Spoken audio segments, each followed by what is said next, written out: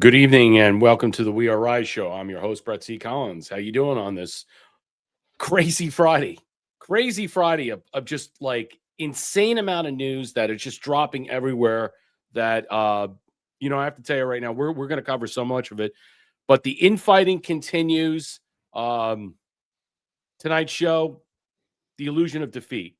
Why we feel crushed when we're crushing it. Think about that and understand where I'm going with tonight's discussion. MAGA Inc. versus MAGA Media, undeciders, America Only crowd. There's just so much out there. Are we going to win the midterms come November 2026? I don't know. The way it's looking now, probably not. We don't get our act together in the House. I don't know. But we're going to cover that tonight. But the fallout from Tucker Carlson's, let's just say, in-depth discussion regarding Thomas Crooks. Is the FBI liars? Are they being forced to hold this information back? What do they know? What don't they know? There's just so much. It really, it's never ending. We have a wide swath of stuff to cover, Marshall. Let's welcome my co-host, Marshall Smith, the Wheelman. What's up, buddy? How you doing? I'm doing good. I forgot to mention the other night, Aloha Mom, for a donation. Thank you, Aloha Mom. And today, Thank you, I Aloha, had Mom. I had my first harvest from my papayas, my very first papaya. So He's going to sell them on I-95 like the I, Mexican he is. I'm going to do it. I've got like 100 of them out there. I told you to sell them. I'll be out there with my Red Rider, wagon. Oh, it's going to be crazy. It's going to be crazy. Welcome in pill.net. Hello, Rumble. And yes, we are on YouTube. Yes, we are. So if you're over there, I see some people that are over there. So if you're over there, subscribe, please. Share if you want. Leave us a comment. Let's welcome in pill.net. I got to say a lot of highs. Darlell over here on Rumble. How you doing? Are you feeling better? I know things are things are tough for you. It's glad to see you. Hope you're doing well. Sausage Launcher is back. I'm glad to see you back. I'm glad you're doing better. I'm glad everything is working out for you. I know it's been tough. Thea dropping 1,700 gold pills. Friday show with Brett Marshall. Howdy, friends. Howdy to you and good evening. And thank you for the gift basket. She sent me this wonderful book about, what's her name? Barbara. Is it not Barbara Olson? It's the naturopathic. I forget her name. Barbara something. And talking about the older lady. Yeah, Barbara. I forget her last name. I have the book that's downstairs. Thin, skinny older lady. Yeah, and I was reading it. It's just awesome, and I want to, because I like naturopathic remedies, and I'm all into that stuff. I want to thank you for the book and the cigars. Very kind indeed. Wood USA, what's up? How you doing? Welcome in on this Friday evening, dropping 117 gold pills. Who else is with us? Sausage Launcher. Again, welcome back. I'm glad you're feeling well. Prayers and thoughts are going with you. We feel the same way about Darlell. What's going on? I mean, I know she's having a tough time. Who else is here? Trusty Turner. Welcome in. How you doing? How you doing on this Friday? We got some Florida news to cover for all the Florida peeps out there. Who else is here? Patty B. What's up, Miss B? Curious Cat dropping the cookie. What's going on? How you doing? Aloha, Mom. Good to see you. It's great weather for ducks and PNW. Well, that's great. I'm glad the weather's great. Is it cool out there? Alita says it's raining in California. Good to see you, Alita. Yes, Darlell. Alita, hey, I'm some better than I was. Plenty tired, though. I know you had a sinus infection. I feel like I'm coming down with that, too. And I've been taking a ton of stuff. Margok, what's going on? Welcome in, everybody. I just want to cover a bit of this information about what we're talking about. I know in some way, and I'm not a doomer at all at anything. I'm all on Trump train, MAGA, what have you, and I'm not deviating from it. I know there are people like this, but you have to call out things as you see it. Just because you're able to dissect certain things that you don't like that is coming from the administration doesn't mean you're a doomer, or doesn't mean that you're off the bandwagon or you're part of this MAGA media, undeciders, American only crowd that just basically are never going to be Trumpers, and they find anything they can to attack the administration. But you can be critical. You can have multiple competing viewpoints in your head. I don't have binary thinking. Don't be those people that basically, let me just say this, because a lot of people, and I was saying this last time I was on Thomas's show, is that don't be either or, and then there's nothing in between. There's context. There's ways to textualize things. You know, when you hear the post, the end won't be for everybody, or plus trust the plan, that's problematic rhetoric because you can't have binary thinking. President Trump works in gray areas. Okay, he thinks in gray areas. You may not see it, but he operates fluently, letting two direct opposing thoughts coexist, all right, without feeling the need to resolve them, like some like to do logically. Analytical thinking, the tension, the contradiction, the dominance are his tools to wield and yield over his ideas. These are things that Trump does masterfully. And the idea that we could be critical about some things that the administration's put out and versus not. This is not Trump 1.0. This is a new administration. Yes, there are questions, critical questions we all have to answer of what's going on. We don't know what's going on. We don't know what's happening. And I think that's the problem in general, because the FBI, the Justice Department, has left us scratching our heads thinking we could fix this problem. Are we reliving Bill Barr and Jeff Sessions? Are we reliving what was Christopher Wray of that time and what Christopher Wray has done with the secret meetings he had with Jack Smith and the cover-up of the Thomas Crooks in 2024 of July? Is it the 7th floor? I mean, look, we know the FBI is lying to us. And I'll say this, but why? What is it they know or don't know? Third party, an agency inside our government, multiple, maybe the FBI itself, state actor. Think about that. They cannot say or they won't say. Is Cash and Dan purposely deceiving us? Or are they so incompetent that they believe their subordinates, underlings, they believe what they tell them? Is something or someone, some powerful entity controlling them? I mean, controlling the Justice Department, controlling the FBI, holding them back so this can get rediscovered and uncovered later at the right time through MAGA media types like Tucker Carlson. Is the Justice Department blocking them from speaking on this, or is it outside their purview? You have to think about who's really in charge. And if you think that President Trump does not know what's going on, then you are ignorant yourself. He is completely in the know of what's taking place. All this stuff is theatrics. We think that there's compromise on these people. I mean, you know, people saying, well, Dan should have resigned a while ago. He was going to dip out if he wants to save his career and stuff in some way in podcasting. I think Dan Bongino is going to be fine. Then Kash Patel is going to have the problem because the buck stops with him as being the FBI director. But what happened to Kash? What happened to Kash Patel? What had changed? Are there locks on him, grips on him that he can't move in this manner? Is he too busy focused on his girlfriend and the lawsuits that are facing her girlfriend to go after people and dox people like Eli Schaefer on Rift TV? I don't know. But again, this is sizing us up, Marshall, for 2026. And it doesn't look good right now. The projection is there. It looks like we're down and out, and it's problematic. It's problematic rhetoric. It's binary thinking that people just can't see inside the gray of what's taking place. Thank you, Thea, for the cookie. Like, share, and subscribe. Drop us a gold pill. Hit the bell to be notified when we go live. If you want to help out, MarshallKofi.com/SurfDog74. You can also help us out on Rumble as well with a Rumble rant, and just subscribe over there on YouTube. It is a call-in show. I dropped the actual StreamYard link at the top. I might drop it later again. So if you want to call in and have your discussion, we're going to go through it. But let me show you this. Go ahead, Marshall. What's your thought? Yeah, I think they're deliberately holding back on all of this stuff. Why? Really, it's just timing, like you said. I mean, it's not the right time to do it. Right. And as far as the 26th election goes, you know, it only takes one day to change everything. Mm-hmm. 1 day or 1 minute. Mm-hmm. So, you know, look how quick it took us to go to doom, or certain kind, quote, doom. It took what? Less than 24 hours of a little of this and a little of that, and boom, it's doom and gloom. Well, Right. I think that's going to change very quickly, especially once we get into 26. then the economy starts to really take off. The gas, I do believe, is going to hit $2. I'm already down to like 260 over here.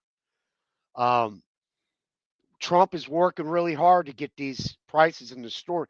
I think these store prices in the grocery Yeah, he stores. signed an executive order today on beef, Yeah, on right. fruits, And the nuts, beef, other yeah, products as well. problem with the American beef is the packers, not the ranchers. Right. I sent you an article the other day. We had too much stuff to cover. Yeah. But the packers are big.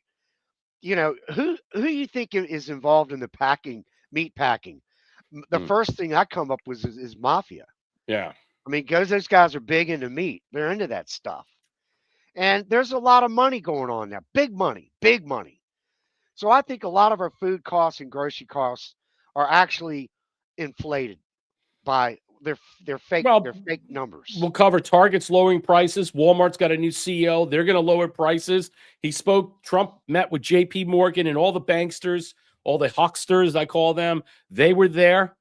Apparently, he told them to lower their prices. A lot of people that he's been speaking with lower the prices, that the prices are artificially inflated on purpose to hurt the administration. Exactly. That's one. We're also finding out all the massive fraud that's coming out from the Department of Agriculture. We're finding out from let's just put it this way, the administrator there, she's saying that she's uncovered over 2,000, what's her name? Brooks, the ag administrator or secretary.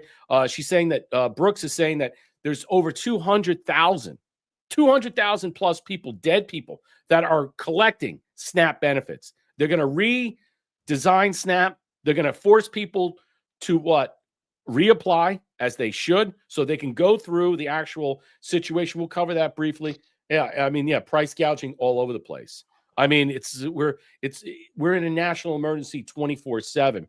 But it's good to see that at least other people are taking up the mantra. President Trump is listening to us. I mean, right after from Wednesday, we were talking about all this stuff. And what's President Trump doing? He knows he got the pushback from MAGA media. He got the pushback. MAGA Inc. is here listening to MAGA media, the undeciders, America only crowd. So that he's hearing people. He's hearing the voices, all right, who don't support him, all right, who are basically stabbing him in the back or saying, Mr. President, these are the things that you need to focus on. And let's get back to work on the domestic policy, not the foreign policy. Yeah. And while they make their points fluid and valid, I agree. The point is and stuff, they don't have it's all about themselves. They don't really care about us per se and their interests. But domestically, the America only crowd is pushing this forward and saying, stop. We really got to focus on this. You need to listen to our voice. It's a very young crowd that's speaking this way. They can't get jobs. They can't pay their rent. They can't buy a home. This is important. You need to listen to these people. And anybody dismissing Tucker Carlson, they're fools. Anybody dismissing all these people in general that are now wielding the mantra where Charlie Kirk used to be, filling the vacuum, so to speak, of this devoid or void in some way. You need to listen and pay attention, because interesting stuff is coming out. Don't care about Mark Levin. I know he's threatening Megyn Kelly. Who cares about that guy? But the threat should be taken seriously, because people like that, you notice they're buckling. They're buckling under the pressure. Yes, they are. And let me just show you this, because let's get right into it. This comes from my telegram from General Flynn. What we want is for someone to unashamedly and single-mindedly advocate for Americans and Americans only. We want someone to say, the only thing I care about is helping Americans. The only people I care about in the world are Americans. And we don't want to just hear that, but we want to see the action taken as well. I've seen some people on social media say, hey, it's America first, but not America only. I disagree. I think it is America only. It's like I said months ago, I consider myself an American chauvinist. America first, America only. I'm an American chauvinist. I don't care about it. This is the only thing I care about. America should be the only thing you care about, especially as a leader of the country. What do you think about that? Do you think Matt Walsh is correct? I think that's Matt Walsh. I think that, that is Matt Walsh. What do you think about that? You think that from a pragmatic standpoint, is that even feasible? Because you can't worry about what's going on in the rest of the world, and we have to be isolationists, like some people are complaining they are. He's the president of the United States. He has to focus on everything. So is this pragmatic thinking? Again, when you're in this binary situation where you continue to speak in that manner, all right, that you don't deal with the gray. You don't deal inside the gray. No compromise, no negotiation, no gradualism. You're not in the conversation anymore. That's the problem. You've isolated yourself. The intellectual laziness or deliberate oversimplification of that is what's pragmatic and problematic for the situation at hand. We live in a world that's very, very dangerous. You think he just sent a bunch of fleet of ships and submarines and aircraft carrier group to Venezuela for fun? You think this is a joke? Let me tell you something right now. You have reasoning over loyalty. So everybody else that's in between, you can't have both.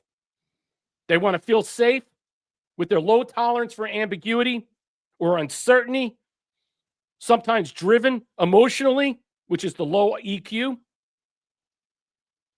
rather rationally driven. That's how it should be, right? No. I think it's some way rallying people, Marshall. When you get to a point where compromise equals betrayal, that's when everything goes awry. I really think so in some way. And protecting your ego, because your ego matters more than anything else. That's what should come first. Because it seems to me in some way, this America only crowd, okay, is protecting their own ego. I look at the world pragmatically. I look at this. You can't have President Trump just singly focused on domestic and national policies, and that's it, and say, screw the rest of the world. It's just not logical, especially when he's trying to deal with all these tariffs and trade deals. How does that fit into your simple-minded or oversimplification about America only, isolationism?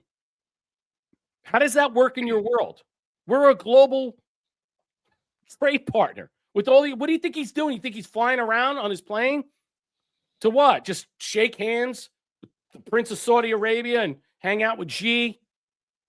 You know, toss around what? Some missiles in North Korea and South Korea? I mean, what is it that you people want? I think in some way the people who don't have any complexity, they don't have anything for exceptions that are allowed. They don't see things in this manner that, you know, we're all witnessing, we're all living through. Yes, a lot of it's theatrics. I get it. The world's a stage. A lot of people are actors. I get it. But I know we're living in this chaotic world. But I think the idea, look, let's just take, for example, the pro H-1B tech bro visa situation versus, or you're anti-American. You can't have somewhere in between. I know there's massive pushback right now about that, and you can't be one for the other. Most Americans don't want that because that does not help create American jobs. In fact, it takes away from American jobs. We understand that. But what's the pragmatic solution to that, Marshall? Where are we going to go from there? Congress, if Congress wanted to do something that the State Department can only do from their end, they can ban it. But you think they're going to ban it when certain people are getting lobbied money left and right from Google or all these other companies, tech companies, in some way? You think they're just going to walk back? There's just too much money involved. Too many people are being paid in their PACs, in these groups of PACs, to keep this alive. It's not going to go away. Is it hurting America? Yeah. Is it a temporary solution? A quick fix? When all these new companies come in here? 30 new companies are going to come in very soon. Do we have the actual viability to what? Get these people jobs in these positions that they need to fill? Marshall, your thoughts?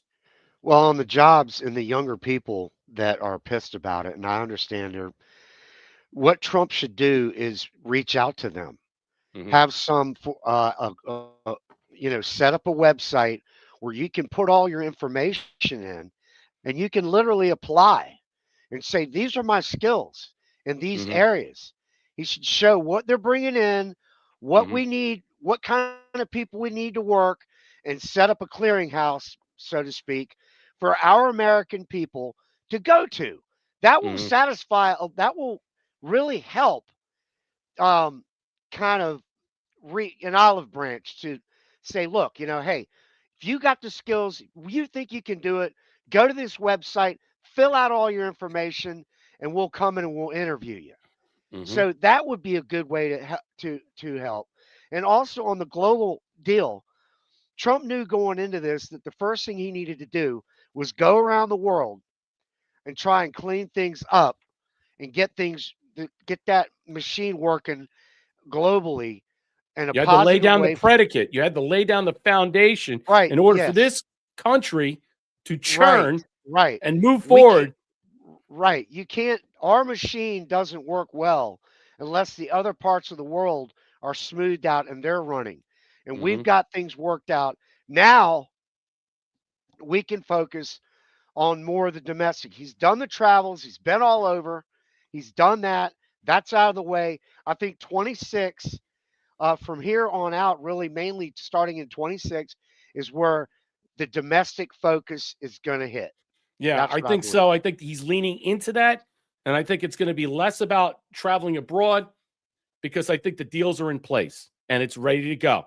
Trump losing grip on MAGA media as Tucker Carlson lawyering him challenge him.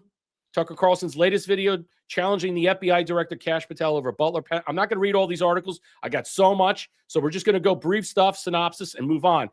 It's a signal that the incentives driving MAGA media are shifting in ways Trump may no longer control. In a video expose published Friday, Carlson meticulously documented Thomas Crook's digital radicalization, violent threats against Democrat Congresswoman in 2019. That's Elena Umar, followed by a public mockery of Trump supporters in 2020. Yet the FBI claimed Crooks had minimal online presence. That was bullshit. At least that's how they presented the lie or the narrative deceptively. Or they're just basically, they have to cover for their own what? Incompetence, misdeeds, or they're just not allowed to tell you for a specific reason. And that's what I believe. Less than a year ago, Carlson spoke at the 2024 Republican Convention, a primetime slot reserved for Trump's closest allies. A reminder that this is not a fringe voice, but a central figure in MAGA media. Most people don't think, I see Joe M. and other people on X saying, he's not MAGA. I disagree. Because if he wasn't MAGA, why would he do a whole orchestration about uncovering what the FBI should have did and told us the truth about this, but they can't? So what? It's left into what? Left into from MAGA Inc. to MAGA Media to find the evidence. Let me continue. The proximity makes his pivot all the more striking. Trump's handpicked validators are now under direct scrutiny from the audience they once cultivated. Yes, Patel and Bongino. Let me say this right now. I wasn't a big fan of his podcast and stuff like that, but now I miss it. And I wish he would just go back to it before his time is done at the FBI. So he has at least something to go back to at Rumble to do what he was, because he was good at that. I mean, he's been stifled and stymied here. He's like looking around. He's sweating. He wants to say something, but he can't. I've defended the Bureau's account with Bongino, a former conservative media critic of the FBI, now telling audiences bluntly, in some of these cases, the there you're looking for is not there. To Carlson, this represents institutional resistance that undermines MAGA credibility, even when Trump's handpicked leadership is involved. Again, I ask, what do you think of Bongino and Patel? Have they gone off the reservation? Have they been co-opted by the FBI and the 7th floor? Or is this something else? Has the Justice Department told them, restrain yourself, say less, or play ignorant? Roll over, play dead, so to speak. Pardon the pun, but understanding that. For years, MAGA media acted as a loyalist shield, defending Trump from scandals and policy failures alike. Carlson himself, despite his often skeptical lens, maintained a symbiotic position of alignment when direct challenges to Trump would have cost him credibility. But Carlson's Epstein coverage under Bill Barr's DOJ foreshadowed the present tension. He repeatedly questioned why investigators didn't pursue Maxwell's client list, flight logs, and financial records, which were sealed by the judge at that time, hidden away, sealed by the judge, hidden away when she was, let's just say, found guilty for a 20-year sentence, which she trafficked to nobody. Listen to that. Now with Patel at the FBI's helm, Carlson seems that the same institutional resistance continuing, a through line from Barr to Trump's second-term leadership that he frames as a failure to deliver accountability. Interesting. Carlson contends that Patel and Bongino misrepresented Cook's online presence and concealed evidence of radicalization. That is a truth. A claim that puts him in direct conflict with the very figures that Trump appointed to restore institutional credibility. I say to you, I submit to you, it just proves to you that the institution of the Federal Bureau of Investigation, no matter who serves there or not, envelops, co-ops, corrupts, and strangles the truth from the American citizenry. And they also, what? Might even partake about many different operations and misdeeds outside with black covert operations that are not funded generally through the Congress, that are operating outside its own bounds with other, let's just say, NGO groups and what have you. And I'll leave it at that before I get killed. The truth, rather than an audience expectations, highlights a collision of incentives. Trump's appointed officials want institutional credibility and closure, while the media figures like Carlson need ongoing transparency to maintain audience trust. Okay, I'm going to stop there, Marshall. Let's hear your thoughts about this, because I can tell you right now, the way I parlay this out and stuff, this was a great article. I'm actually going to drop this. You all need to read this and understand what this was. The illusion of defeat. That's our show for tonight. All right. Why we feel crushed. Okay. Because of shit like this, when we're really crushing it. Trump is crushing it. The economy is kicking. It's sparking. It's firing up. The numbers are there. But you don't feel it. Because you're told not to feel it. Because of gas here, grocery prices here in some way. That's not President Trump's fault. It's not his fault. But he's making sure that you hear him, that he hears you, that you're doing everything, that he's doing everything in his power to make sure that your voices are heard. And we're not going to go through this nonsense anymore. But then when we have here, you have Abbott and Costello running the FBI. Who's on first? What's on second? That's what's going on at the FBI. Still the same old games that we can't move past. And you wonder why people are pissed. People are leaving. People are, again, dismayed. Go ahead, Marshall. Yeah, I got into it with Brick Suit online yesterday. That guy's an idiot. Yeah. He was defending the FBI. They're innocent. They're telling the truth and all this. Mm-hmm. And all of a sudden, all kinds of people piled in and just ratioed him. Yeah. And he disappeared into the night. So, the FBI is lying. Mm-hmm. They've been caught numerous times. Nobody believes that Crooks, whatever his name is, nobody believes that guy did this. Mm-hmm. He was a key player in it, as the Patsy or whatever. Right. It's JFK all over again, really. And, nobody's buying it. But I would say for obvious reasons, in my opinion, this is being played out like this, and we're being told that you have to just keep playing along with it for some reason. And I would say it's a small country over in the Middle East. Yeah. So, they can't just blurt it out. It has to be done at the right moment. And I believe that Tucker Carlson was given this information, whether from the FBI, okay, I'm just going to say that, or other external forces inside the Trump orbit to put this together, a whistleblower to leak this out that they're denying in some way, that gave Tucker Carlson this information, and so he can run with this, because the FBI cannot tell you. The FBI is wholly captured and controlled, and it doesn't matter who you put there. The 7th floor, garbage. I mean, it's over. You would have to disband the FBI, break it up, put in the Marshal Service, fire half the... I don't know what you're going to have to do. I think right now, when you look back, how reflexive we are about how we see this situation and stuff, all right, we are now looking into Trump 1.0. We're going back into that. That's how people are seeing this. So this came out from the National Post. This was a great article too. This is part of my conversation tonight. All right, that why in some way that we have an illusion of defeat, that we feel why we feel crushed when we're crushing it.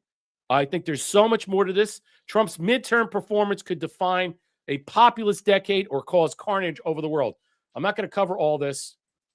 I'm just going to show you briefly, and I'm going to drop it in the chat. Again, another article you should read and understand. The Western world is watching second-term Trump as much attentiveness as the American citizenry. Why?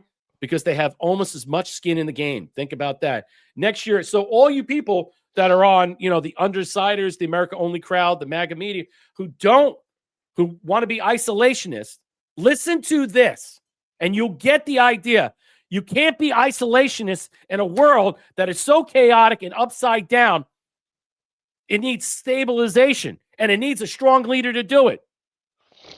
Next year doesn't simply mark a decade since MAGA movement forcibly took the global stage, but also a decade since the United Kingdom voted to leave the European Union, a decade since Italy's globalist government collapsed, and a decade since Marine Le Pen broke through the national polling in France.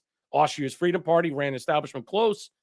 Deutera won in Philippines. The alternative for Deutschling, AfD, became a significant fixture in domestic German politics. And yet, 8 people have been assassinated in Germany that were part of this ADF, that were part of this wing. I wonder why. And Geert Wilders, the PVV, began making its breakthrough.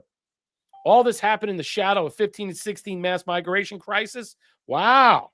Which took some of us most heinous victims, harbingers of what was to come, in a form of the clone mass sex assault scandal that we first broke in English language. One can never do justice to the shock that pulsated across Europe and the United States that year. It was the defining moment in politics of the 1/6 of the global population and would have further knock-on effects in Russia, India, and China, and the Middle East. 2016, ironically, was a global war, and we could expect 2026 to be equally important in a Newtonian sense. What started in Europe a decade ago in small seaside towns of England, the suburbs of France, Germany, and indeed across the continent swiftly made its way stateside and is now about to bounce back across the Atlantic. The last 2 analyses from the National Post have focused on inglorious disaster on November 4th, 2025, and pending catastrophe, November 3rd, 2026, which is our midterms. Will Nigel Farage become prime minister? Will the resemblant national recovery from the lawfare against Marine Le Pen? Will Hungary, through voting by April next year, choose stability in the form of Viktor Orban, or will the globalists and leftists form a kind of alliance they did in New York just 10 days ago? While there's still a lot of time until the midterm elections in the U.S., there's no question that a strong showing from the Republican Party and the MAGA movement would contribute momentum to Hungarian-American relations. Viktor Orban's party, Raim Fekete, a historian and the director of the Institute for the Research Communism, told the National Post this week, the Biden era was not good for Hungary. The relationship really suffered. So many in Hungary, understandably, rooting for success in MAGA. Many people in Europe are rooting for the success of MAGA because it's going to blow back on them. Colleagues across the old world echo this concern. The midterms will matter as much as to the Brits as they do Americans. The success of the second Trump administration will have knock-on effects in England. If Nigel Farage is elected, ladies and gentlemen, you're going to have a civil war in that country because he's going to kick all these people out. And good riddance, and good for him. Hope he does. We're watching closely, as always, rooting for the president, Andy Wigmore of Original Bad Boy Brexit, a top ally of Reform Party leader Nigel Farage. Bottom line is this. The stakes appear as it couldn't be higher. And behind closed doors, almost all of them, whether on Capitol Hill or anywhere in the developed world, politicos whisper about whether Trump's economy will be roaring by the time Americans vote in the under year, as Marshall stated.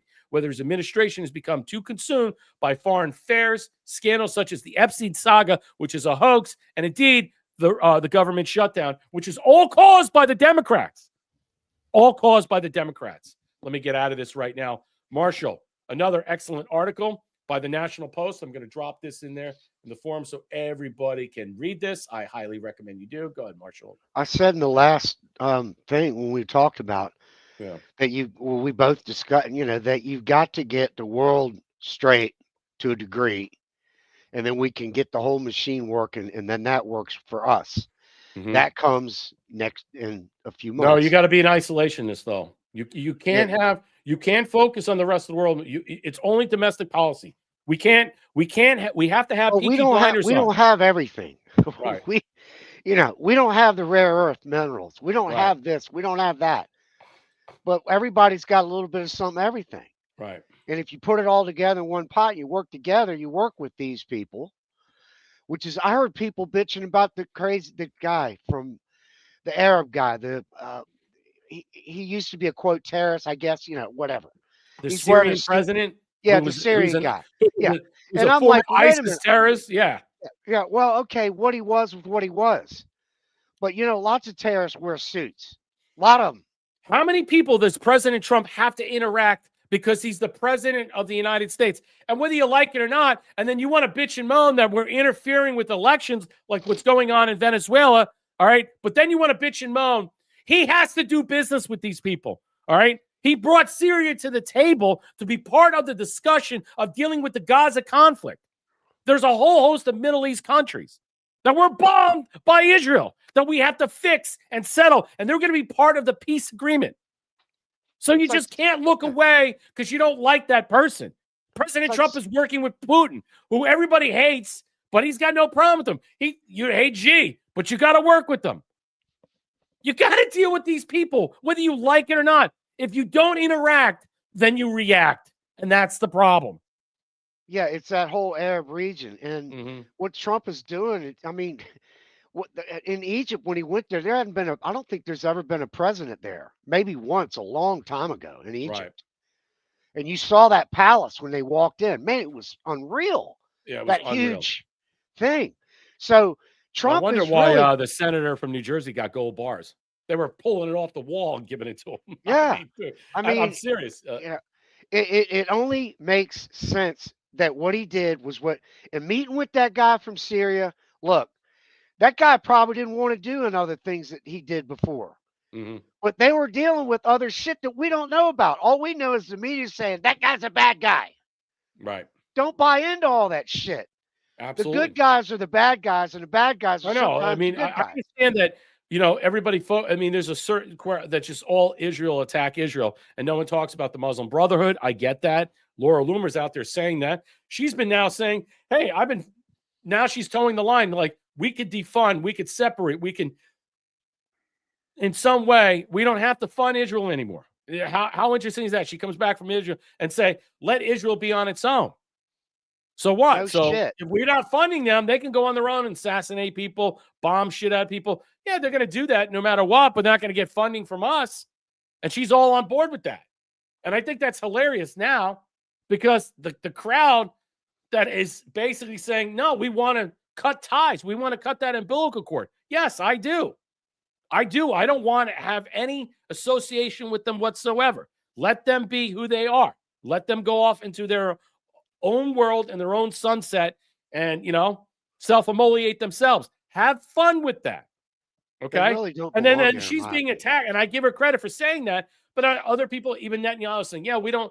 So the discussion about that, if that was true or not, that he was saying that, look, I think that's coming. I think it's reasonable expectation to believe that's happening, but we're moving on with this. Thank you, Trump won for the cookie. I appreciate it. Like, share, and subscribe. Drop us a gold pill. Questions, comments, or concerns. You can help us out. I have the actual call-in. I dropped the StreamYards links. So if you want to come in, you know how to do it. All you do is send it back to yourself. Click copy, paste, send it back to yourself, and then you can open up and have a conversation with us. So Alex Jones, civil war erupts over Epstein hysteria because it's all of the Democrats. Trump made a deal with the devil, but now the devil's trying to shove a pitchfork up his butt. Okay, let's play this a little bit. Deal with the devil, and now the devil's trying to shove a pitchfork up his butt along with us and the rest of the country. So not good. I don't know about that. And then they had Bongino and Patel go out there like deer in the headlights, like hostages, and say, oh, Epstein killed himself, and oh, Crooks acted alone, and oh, there's no accomplices and nobody else with Epstein, and the Easter Bunny is real. And I was like, oh my gosh, what was that, 8 months ago? I said, this is a disaster. We went and had interventions. We said, we understand this is what's going to happen. No, this I'm is how not it's going to playing unfold. this. You're being set up, Mr. President. No matter how painful this is for all these big Democrats, you got to let them have it because A, it's immoral to make a deal with them. And B, they're going to turn around and stab you in the back. Well, I guess the president and Bongino and Patel aren't as sophisticated as I am. They're going to try to create a MAGA civil war. That created the cracks 10 months ago, and it's now Civil War MAGA. Trump asked for it with his behavior since he got back in office, and the decision was made. What if it was done purposefully? What if it was done to blow up the FBI? Not literally, physically. I'm not saying that. I'm not throwing violence in your face, but actually crush it, splinter it, shatter it. What if this was done purposefully? It's already happening as it is now. But what if it goes deeper than that? And these two puppets of President Trump, or whatever is behind the machine of President Trump, are utilizing them to bring it down. And so they look like incomploops. They look like boobs. They look like Laurel and Hardy, Abbott and Costello. Oh, gee, Laura Hardy, I don't know what's going on. They look like what? Christopher Lloyd in Back to the Future. Oh, I don't know, Marty. Oh, I don't know. What do you think? Do you think Thomas Crooks has got a online presence? I don't know. Let's see what Tucker Carlson could find out. I think this is... Go ahead. The FBI is faction. You got two factions in the FBI. The good and the bad. It's that, to me, it's just really that simple. You've got the corrupt and the not corrupt. And the not corrupt is right now is outnumbered. Mm-hmm. In my opinion, they're way outnumbered. But the leadership is the not corrupt. So, look, maybe they do need to. I've always thought that too, Brett. Right. You just need to just take it down. Just start over again. Bottom up. Super D for the 217 gold pills. Let me lead some of the chat. What's up, Margak? How you doing? Margak, how you doing? No, dog. Looking forward to the boomerang. The I'm your face to all these fake media tards. Okay. Very good. I'm just reading all these, what people are saying right now. What's out there. I mean, if you got any more comments, questions, or concerns, let me continue on with playing this. Made by him. Remember, I said this when the cover-up began 8-9 months ago. I said, Trump has given the order for this cover-up. And people got so pissed at me, and we had stations even calling, man. And I said, it's clear, the wording, all of it. And then it came out 2 days later, it was indeed Trump. And then he starts putting out Truth Social saying, yep, I'm the one. This is bull. I told him focus on the border and crime and arresting Chinese spies. This is a distraction. I got a lot of apologies over that. I appreciate it. We got a couple radio stations. But it was proven that the distraction turned into be a hoax, and the Democrats got sucked into the trap, and President Trump was the whistleblower on Epstein.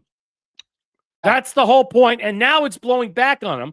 So what this fat fuck is saying, all right, he's like, oh, I got to take credit for this in some way. Yes, President Trump was purposely. He was the puppeteer. He was make sure that these people were guiding this route.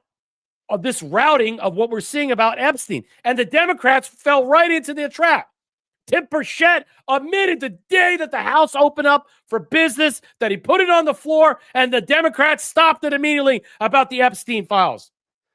Now that they're positioning themselves, the DOJ, with Pam Bondi and others to what? Look at Bill Clinton. Look at Larry Summers. Look at the co-founder of LinkedIn. Go look it up who that is. Look at many other people that were involved in this. They opened the door, and now Trump's going to fucking close it back on him. Let's listen to this. They're saying, hey, man, we're pro-Trump, and you know, we're going to cut your ass off. That's enough of that fat bastard. But go ahead, Marshall. You were saying. No, right. They are a faction. The FBI's faction. They got two. Okay. Great. Now you're going to find that they walked through this door that Trump just opened the door, like you said, and the Democrats walked right through it. Trump was an FBI asset against Epstein, he wasn't like a, and that's where he's in the files, if you want to call it that, whatever you want to call it. But you've got video, you've seen the video, y'all have seen the videos of the reporters saying, hey, and the attorneys saying, this guy's the only guy that helped us, just Trump guy. He's the only one that helped us get this Epstein creep. The only one. Yep. And so here's the prosecutor assigned. Here's the prosecutor assigned to the Epstein investigation. I got to move forward. I'm running. Bill Clinton Spock responds. The spokesperson for Bill Clinton released the following statement. These emails prove Bill Clinton did nothing and knew nothing, and the rest is all noise. Blah, blah, blah. President Trump on Friday morning announced that he directed the Justice Department to investigate Epstein's relationship with Bill Clinton, Larry Summers, J.P. Morgan Chase, who kicked out. I used to cover this on Thomas's back in the show back in the day. J.P. Morgan kicked out Epstein with all this stuff. But what happened was, elements of J.P. Morgan that either were working them from a certain distance or ex-contractors or what have you ended up setting shop and enterprises for Epstein for his legitimate businesses. And what are those? What's the clothing line with the models and stuff? That's Victoria's Secrets and other stuff. So that's why they're under what? Investigation. What did they do? So they were providing networks, building accounts for legitimate businesses of LLCs, while other shady shit was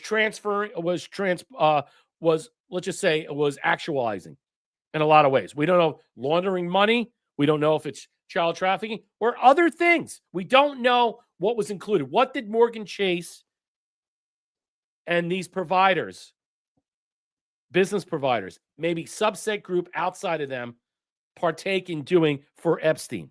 What was Epstein doing? Trump said records show that these men and others spent a lot of time with Epstein and on his island. Now the Democrats are using the hoax involving Democrats, not Republicans, to try and deflect their disaster shutdown and all their failures. I'll be asking the AG, Bondi, the Justice Department together, a great patriots, the FBI, investigate Epstein's involvement and relationship. There you go. To all these people and other people and institutions to determine what was going on with them. Wow. This is massive news. I think really right now, we're really going to get into now a logical conclusion, or maybe let's just say investigation into what's going on, what happened on the island, why were all these prominent people there? What was J.P. Morgan doing? J.P. Morgan was at the White House last night for a dinner. You think that's a coincidence that they were there for a dinner and now this comes out today? No way. He sets these things up. He puts these people on blast. He lets people know. Because J.P. Morgan, when you understand the business relevance of what they provided, they also were part of what? There's also lawsuits about them and their subsidiary groups about what? Censoring people, banning people, deplatforming them, debanking them. All these other things go into play, Marshall. Go ahead. Yeah, no, I was going to say Jekyll Island, but hey. That goes back. Those back in the day, you know what I mean? The old days. But the Titanic. I mean, yeah. I can imagine, Brett, I would have loved to have been a fly on the wall on that. Me too. Because I guarantee you, they didn't just have dinner. They had some serious conversations going on up in there. Absolutely. Absolutely. Yep. Les Wexner, good one, Trusty Turnup. I mean, think about all the stuff. We don't know Epstein's what the LLCs were creating.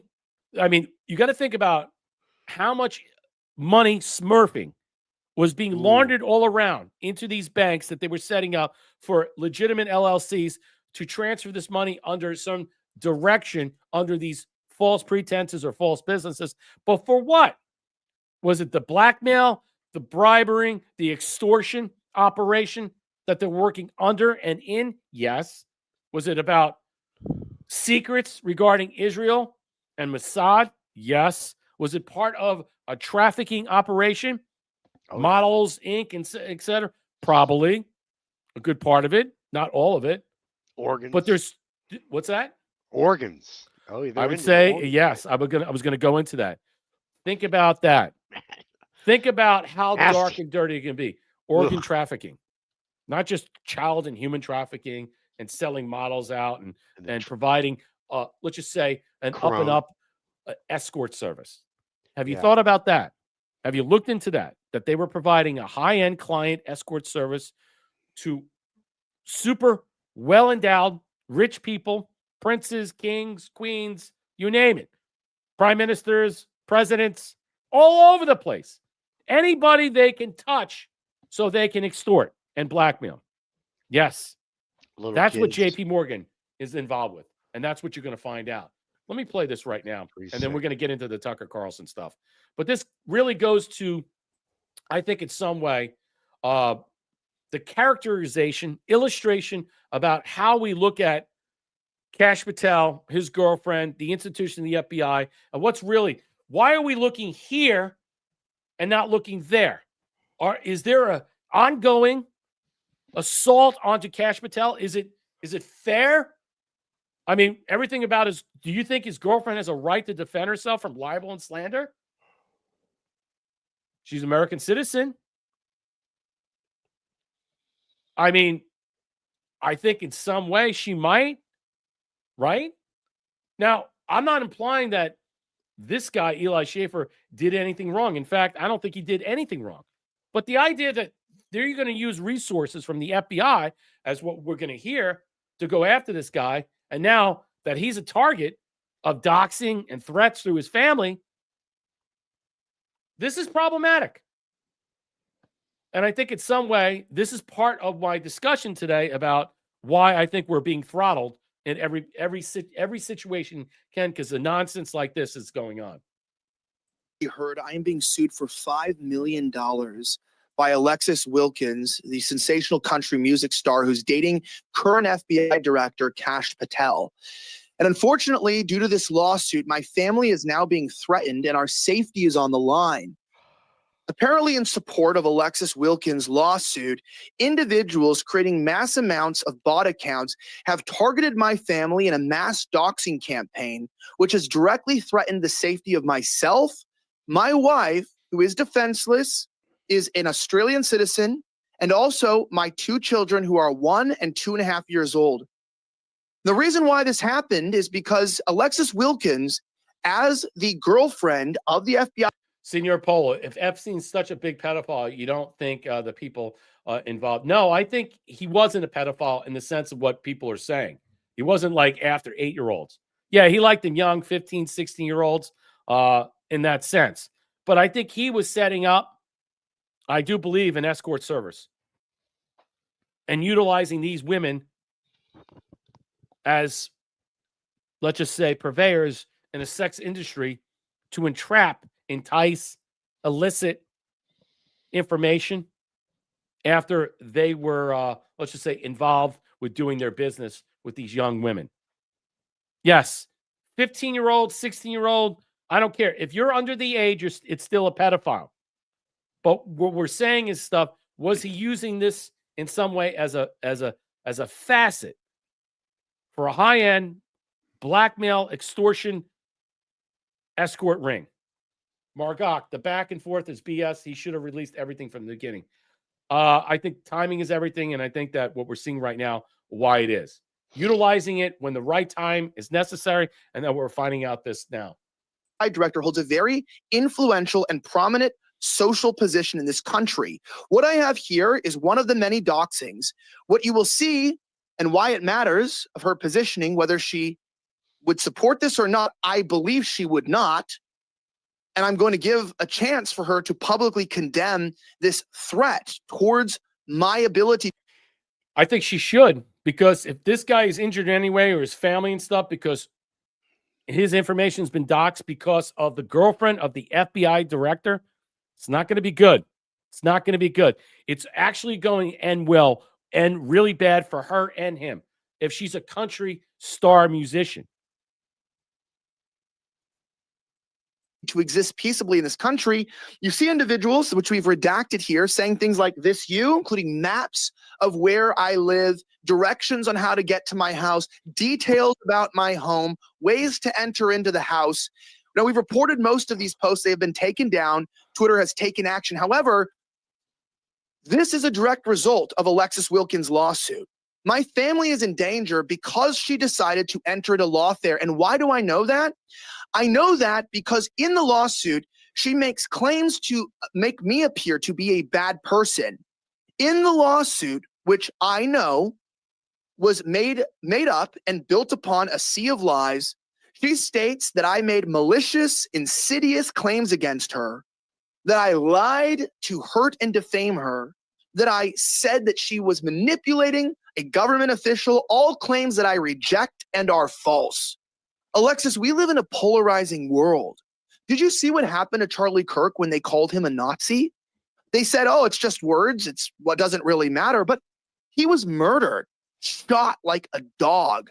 Did you see what happened in Butler, Pennsylvania with Donald Trump after saying that he was a dictator and that he was Hitler?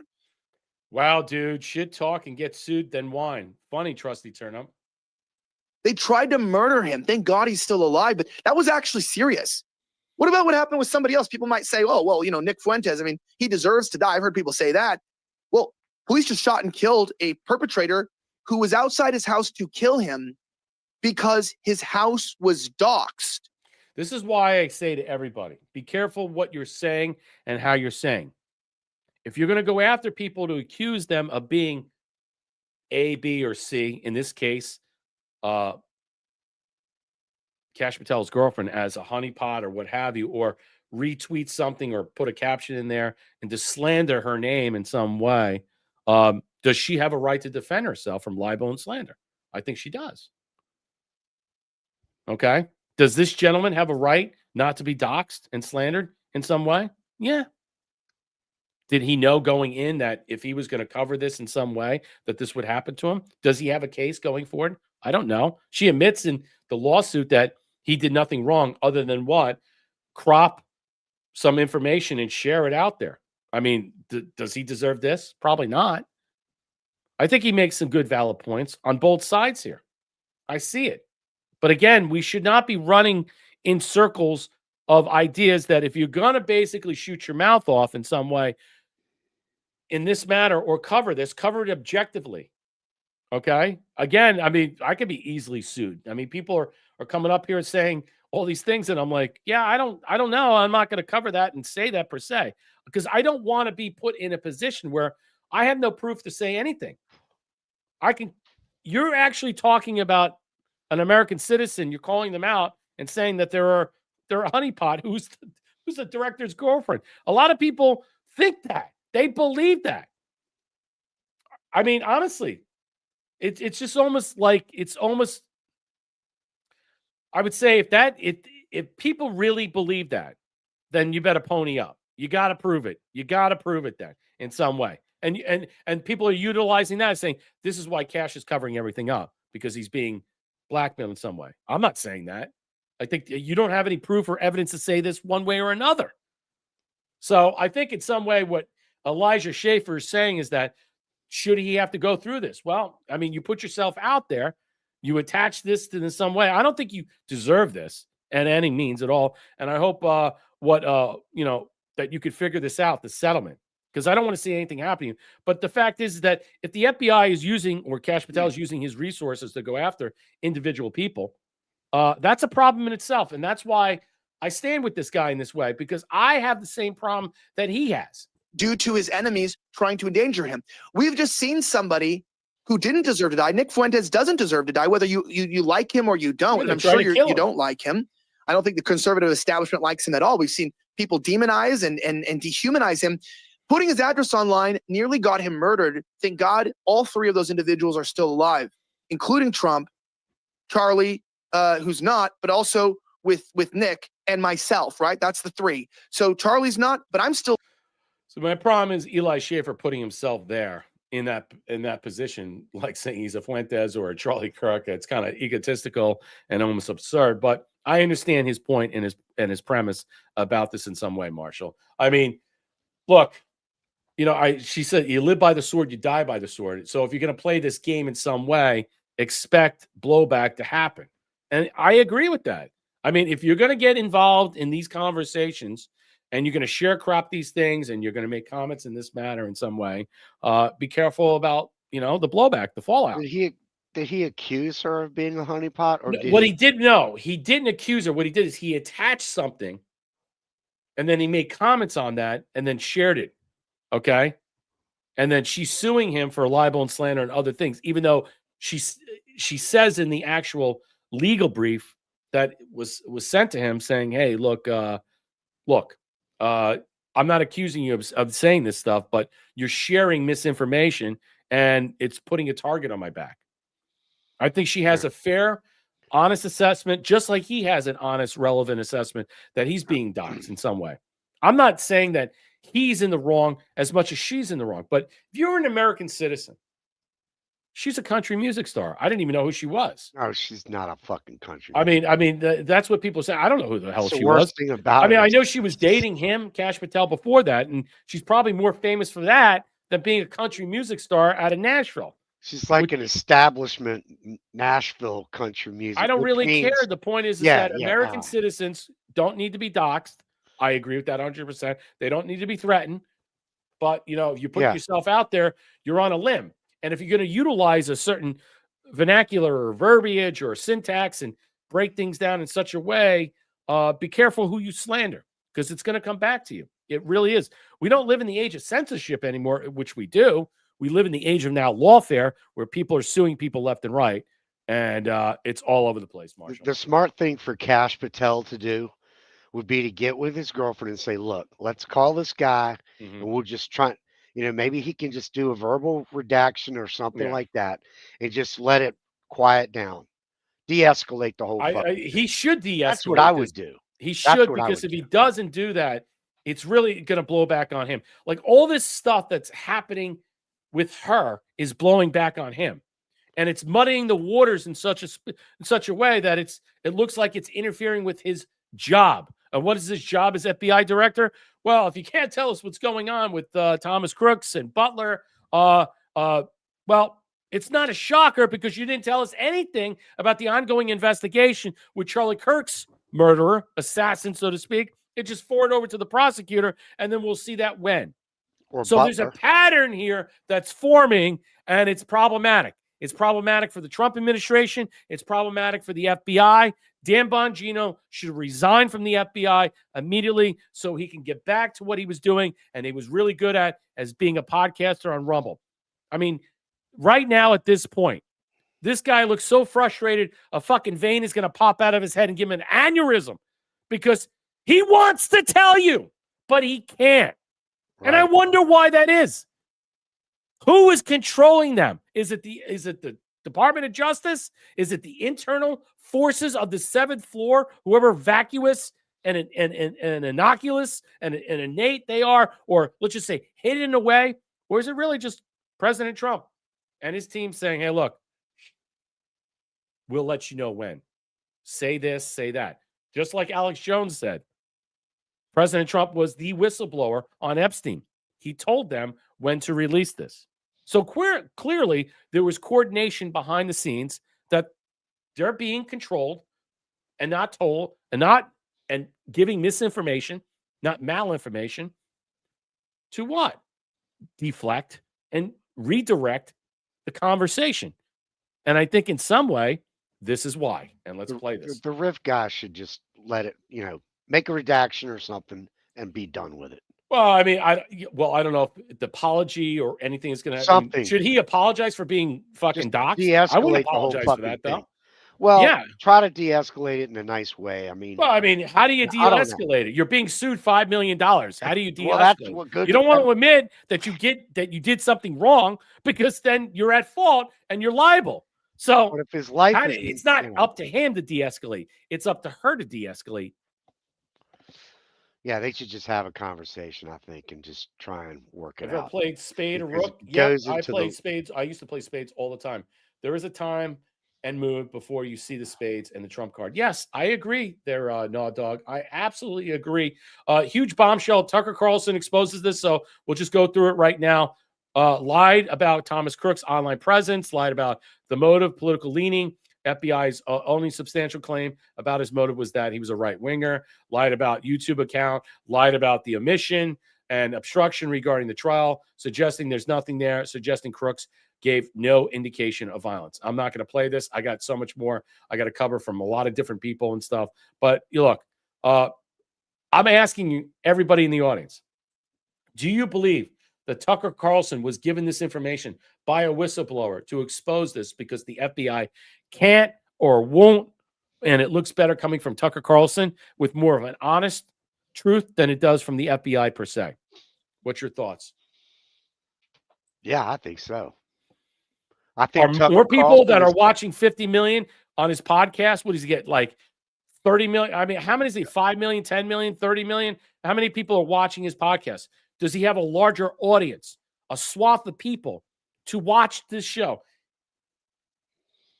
Tucker Carlson is a major conduit for Yeah. Trump. Yeah. It's a major conduit. And I think for that the Trump. fact is that the FBI and these two, Abbott and Costello, are they're dropping. Their shares of their stock are dropping. The trust factor with the FBI alone is not even existent. You know, it's penny stocks. But these is two, it meant to be that way? I mean, that's what I'm saying. I think it is. I mean, That's why I'm not all really over critical of them, because It's I just- don't think I think they're purposely withholding this because they're being told They have withhold to, this. yes. They have to. The Because again, military's we go back probably to because of it. They're yes. probably So more- if the military's in charge, like you people like to say, then it's not an agency per se, or maybe it is, or a state actor with an agency in the United States and a third party, all involved together. And this is all being flushed out behind the scenes. And they can't tip their hat or say anything. And I believe that. That's the way I'm going to feel about this. Because the way Cash looks and the way Bongino looks, silly. they look uncomfortable. They know, look, they're shifting. They know they're lying. We can see that they're lying. Who's I would on like first? to say they're withholding the truth, and they can't tell you why. Go ahead, Marshall. 'cause you Who's keep on interrupting. first is what it's a whole who's on first. Right. Second is their, the whole deal. Yeah. But it's a Thanksgiving psyop feast, is what we have right here. Right. I like to. That's a nice way of. go Tucker ahead. Carlson reveals Thomas Crooks had 2 foreign email accounts, one from Germany and one from Belgium. Let's listen to this. This is unbelievable. Source. He told us he'd gain access to some of Thomas Crooks's accounts. He'd found these accounts by utilizing tools commonly used Loa Mom. Excellent point. Plausible deniability. Absolutely. Hands down. That's the reason and rationale. Good job. by private investigators. The key lead was Thomas Crooks's phone number. That was published in documents obtained by America First Legal. That phone number led our source to Thomas Crooks's primary email account, tmcrooks7@gmail.com. That in turn, he linked with more than a dozen other accounts. That list includes 2 foreign encrypted email accounts, AmericanGamer@gmx.com, a German website, and bcook@mailfence.com, a Belgian website. Crooks had a Snapchat, Tom_Crooks19, a Venmo account, Thomas-Crooks12, a PayPal account under the alias Rod Swanson, a Zelle registered Rod as Swanson. Thomas Crooks, as well as accounts on Discord, a Google Play account called Colossal Microwave, a Quizlet titled Thomas_Crooks, a chess.com with the same name, and 2 disabled Quora accounts under the handles Wow. Thomas Crooks8 and Thomas Crooks3. It turns out that Thomas Crooks was hardly an online ghost. He was active, and yet federal investigators lied and told us there was no trace of him online. Some of Crooks's accounts, like his Snapchat, appear to have been fully deactivated and completely taken out of use. Some of them may have been unused or cleared by federal officials during the investigation. We don't know because the FBI wouldn't tell us. Wow. That's extraordinary. Senior Apollo, gift to the can. Crooks is dead. Release everything. I think that's what you're seeing. I think the whistleblower who gave this information out to Tucker Carlson I think all the information that is dropping, that we're seeing, that we're understanding right now is for a reason. You weren't going to get it from the FBI. They weren't going to be doing an expose of this. You think they're going to come back and backtrack after they told us there was no online footprint? Okay. When you see the online footprint, it seems to me this is a larger scale of an agency underscore 3-letter operation that was involved of supplanting all this connections of his name with different impending accounts and different names of diversion. Super D gifted the cookie. Trusty Turnip give the cookie. Thank you so much. Like, share, and subscribe. Drop us a gold pill. If you want to help out Marshall, Ko-Fi.com/SurfDog74.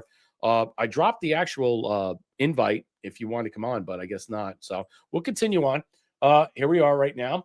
Here's another one from MJ Truth. This is another discussion. Like I said, I didn't want to read these formats. I want to do them quickly because I'm so behind right now because we've been covering so much right now. Tucker Carlson, logical questions about Crooks will eventually need answers. Was Crooks known to federal law enforcement for the shooting? Interesting. Was he known to local enforcement for the shooting? And if not, why not? Who was Willie Tepps? And was he known to federal law enforcement? Is Willie Tepps linked to any violent organizations? Is he linked to any governments? And if so, then around the time of the shooting, did FBI assets inside the organization? If Crooks wasn't known to anyone in the authority before the shooting, how was he able to post hundreds of violent extremist comments under his real name between 19 and 20 without being detected by law enforcement or intel agencies at the time, knowing they were monitoring social media? Were those comments, including specific assassination threats against specific public officials, ever reported? Other users complained about them. Did YouTube know? Why is the FBI telling us they'll release the information, quote, after the trial when there's no trial? Well, the trial, it was regards to the second shooter, which leads me to believe that both those two were connected in some way. So why did the FBI agent from the Technical Hazards Response Unit hose down the crime scene after the attack? What happened to the roof off the American Glass Research Building for 10 seconds after Crooks last shot until he was killed by Secret Service? Does the FBI have any surveillance of the footage? Was the FBI present of the medical examiner's autopsy? Are there still blood samples? Can they be examined outside the authorities? When Congress demanded the autopsy, did the FBI restrict the examiner? Could tell Congress. When did the FBI clear the coroner to release Crooks's body for cremation? Did they keep tissue samples, brain tissue samples, spinal cord samples, or fluid samples? If the FBI didn't want it, why not? Who made that decision to destroy, and what could be critical evidence? Let me move on because there's so much here. Let's play this. These questions. Was Thomas Crooks known to federal law enforcement before the shooting? Was he known to local law enforcement before the shooting? And if not, why not? Who is Willie Tepps, and was he known to federal law enforcement? Is Willie Tepps linked to any violent organizations? Is he linked to any governments? And if so, then around the time of the shooting, did the FBI have assets inside those organizations? If Crooks wasn't known to anyone in authority before the shooting, how was he able to post hundreds of violent extremist comments under his real name? He wouldn't be.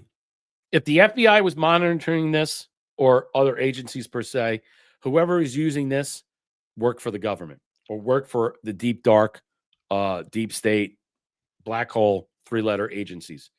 They were the ones that were putting this out, setting this guy up, putting out this whole maelstrom of information so people can digest it. And later on, that this can be used as a choreograph to timeline all this stuff.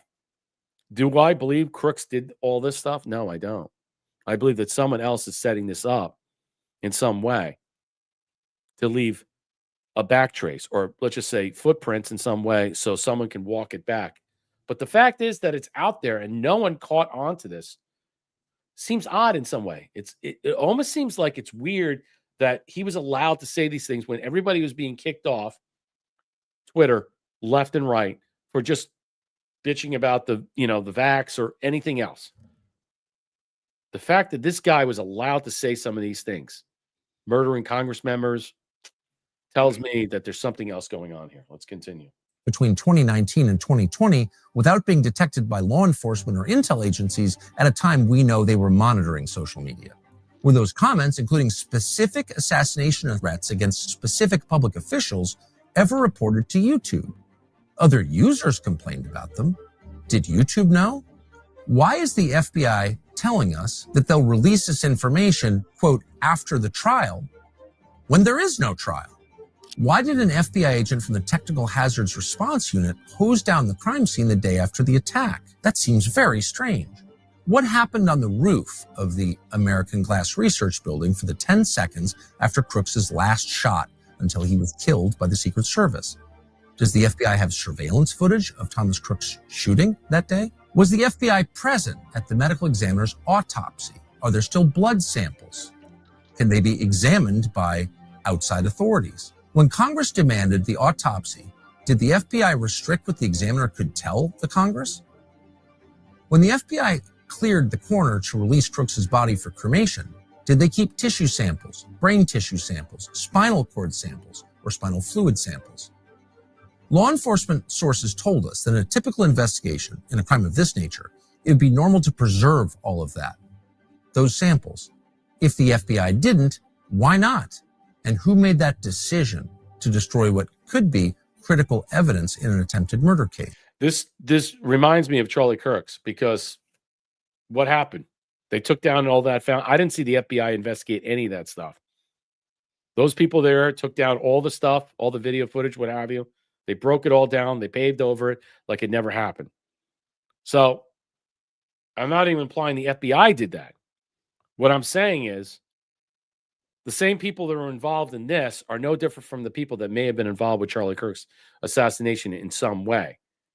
But the idea that gets back to this is that they purposely whitewashed this like JFK so there would be no, let's just say, entanglements until this. So why did this come out?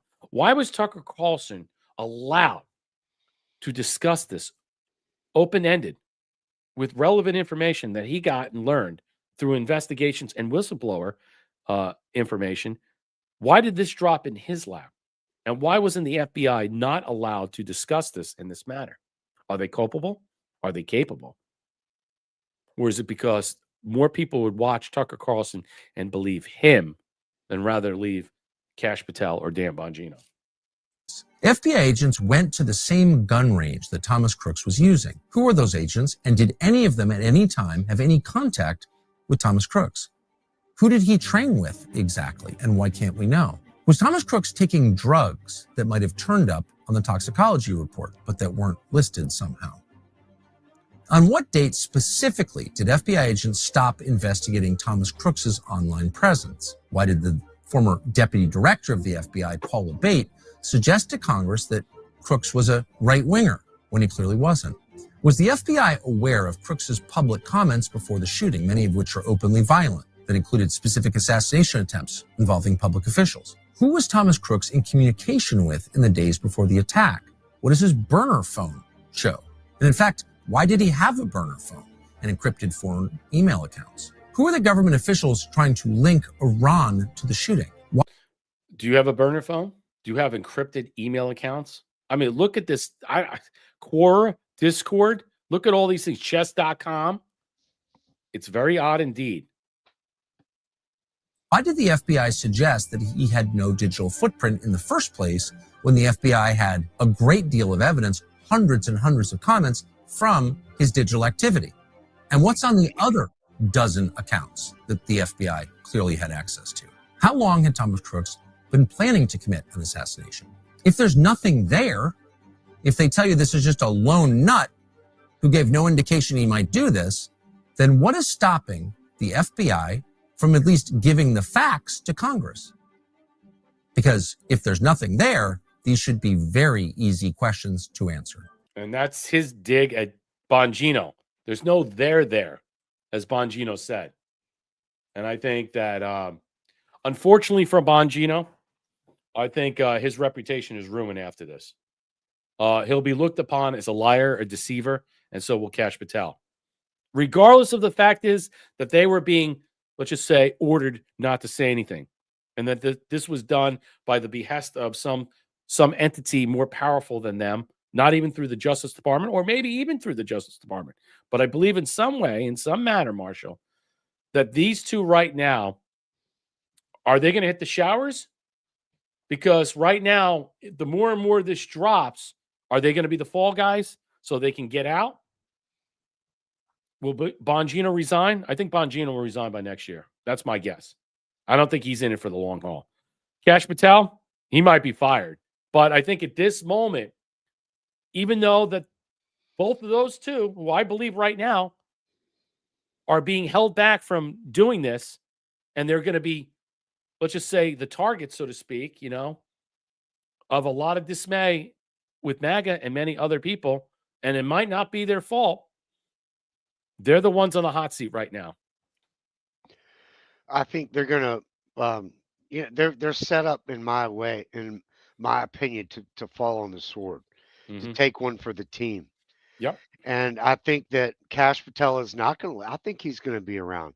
I don't know about Bongino, but the one thing that stands out to me more than any of it is watch out for the people that vilify and attack Tucker Carlson. Yep. Watch out for those people. Oh, it's out of control now. It's out of control. He's not MAGA. He's not this. Yeah. Make no mistake. Take note of all those people that go against Tucker. Tucker is a direct conduit from Trump to the people. Yes, he is. If you think in some way that Tucker was not being utilized to drop this information, because the FBI is skewed, not because of Bongino and Kash Patel. It's their reputation as an agency. Their reputation as an agency is garbage. But these two are doing what they need to do inside, splintering it, shattering it. Tasked to do all these things, but they're also are going to be what? They're going to be held liable and accountable for the fallout of all this stuff. And they are. You're right. They're going to take the slings and arrows on this one. They're there for a reason. They're there for all this. Right. And it's not fun. Right. It's on not the outside. On the outside, it's not fun. But to them, they know what they're doing. Right. They have a mission to do. And that is what? What's going on right now? Everybody's saying the FBI is full of shit. Yeah. Everybody's saying it. And so Kash Patel and Dan Bongino, they're there for a reason. They're there to okay, that's what I'm here for. That's what they're there for. They're almost, to me, they're there to expose this whole fucking bullshit. And like I say, watch out for the people that attack. Yeah. Tucker. All right, let's go. Festo, quote, "In my opinion, the only way to fight the government is with terrorism-style attacks. Sneak a bomb into an essential building and set it off before anyone sees you. Track down any important people or politicians, military leaders, etc., and try to assassinate them. Any sort of head-to-head fight is suicide, and even ambush or surprise attacks likely aren't going to end well." These remarks were especially notable because they came at the final phase of Crooks's YouTube commenting.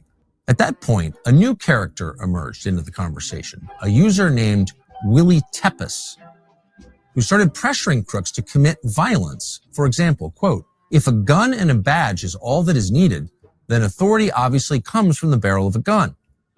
We have more guns than they do. There is no way we can avoid a war at this point, so you better just get used to the idea. We have nothing to lose and everything to win. And the alternative, a global police state, is unacceptable. Nothing in life is simple, but that is no argument against doing it." So who is this Willie Tepes? Unfortunately, we don't know. The FBI hasn't made any mention of him in public, although they certainly know he exists. Just days after the shooting, somebody screenshotted Tepes' YouTube account page, despite the fact he had very few followers. To the extent that he can be traced online now, you can find his username being used on a foreign Antifa website. Those sites link him to the Nordic Resistance Movement, which has been designated a terrorist group by the U.S. State Department. That's all we know. We do know, however, that Crooks's online footprint abruptly ends after his encounter with this mysterious figure, Willie Tepes. Regardless of whoever Willie Tepes is or was and what his motives may have been, who he may have been working for, there is no doubt that Crooks was ripe for recruitment by someone. From early 2019 to mid-2020, as his political views were evolving, Crooks searched for Trump more than 700 times online. He also searched for Jack Ruby, the man who assassinated Lee Harvey Oswald. He then submitted queries for craziest chemical reactions, cars running over protesters, best places for mass shooting El Paso, Trump civil war, Orlando shooting reaction, firing an AR-15 as fast as possible, fertilizer bomb, how to make napalm, how to make a Molotov cocktail, mass shooting Canada, Oklahoma bombing, and sniper in Dallas shooting. Yep. Wow. So you could see that there's a connection there in some way. What do you think, Marshall? Do you think there's something there regarding that this Willie Tepes, whether that's his real name or not, and he's a part of some Nordic terrorist group? I think there's a connection between that and the second shooter with Ukraine. And there is a foreign operation that's involved, whether it goes back to Germany or Belgium or something of that. Willie Tepes might be just, a stagecraft name per se. I'm not really sure per se what you think about this, but again, another oddity. Yes. Aloha, Senor Polo, Antifa Shocker. Jacob, what's up? Donated 1,000 gold pills. Thank you so much. FBI never picked up his searches, Senor Polo. Yes, they did it purposefully. This was left in Tucker Carlson's hands because a wider audience would see this. A wider audience on Rumble and YouTube would run with this. You wouldn't believe. No one believes the FBI. And now that the FBI is painted in probably the worst fashion they could ever be as liars, because we didn't believe them about the Charlie Kirk assassination, what do you think they're going to say about this? And since they already walked the line between good and evil about saying there was no online footprint, boom, it's over. The FBI's credibility and the two top dogs that run it, it's shattered. It's gone. The illusion, whatever illusion that might permeate that you think is real or not, does no longer exist. The fragility of the top cops is in question right now. And again, we'll go back to Charlie Kirk and many other things now because Ruby Ridge, Waco, you name it, it keeps going on. And it doesn't matter what mannequin you put in there or multiple mannequins. They were set there to do a job, and that job was what? We don't know. But wasn't to tell you what's going on here. This is a distraction, a deflection, a divertisement. They purposely lied to you and deceived us for this very reality, Marshall. Yeah, this Nordic guy or whatever his name was, I forget. That's a very different name. To me, it does scream deep state, British Empire type shit. Mm-hmm. That's what it screams to me. And I'll go back and say that Bongino and Kash Patel, they're actors in this whole thing to Absolutely. do exactly what's happening. Exactly. They are there to pretend like they're, they're doing, but their actual job is to expose and let the normies and the NPCs out there realize that the FBI ain't your friend. Well, it's also that the FBI in general. And look, I mean, I'll defend Patel and Bongino from this standpoint because I don't necessarily, I believe they're being utilized as tools. Yeah. Yes. And I'll say as a tool to wield this deception, this fraud, this abuse that the FBI is known for, that under Christopher Wray, that followed them. You could say the underlings, you could say the subordinates, you could say all these people that are involved, but they're there for a certain purpose, and that purpose is not right now for you to hear this information. And would you believe it if they told you that? I mean, in some way, it's either they're lying and they're purposely lying, which I do believe. Their deception is real, but that deception might be for something else. And I think this had to land in Tucker Carlson's lap. I think it did. It had to be this way for Tucker Carlson to really blow the top off this stuff in some way. And this shatters, I think, let's just say, the viability of the FBI and where people are now going to say, hey, look, this whole fractured state needs to come crashing down. We no longer can have and trust that the FBI is able to protect us in any fashion, even though there are things that are happening all over the place, which I think is a deflection. That's why I say it's a divertisement.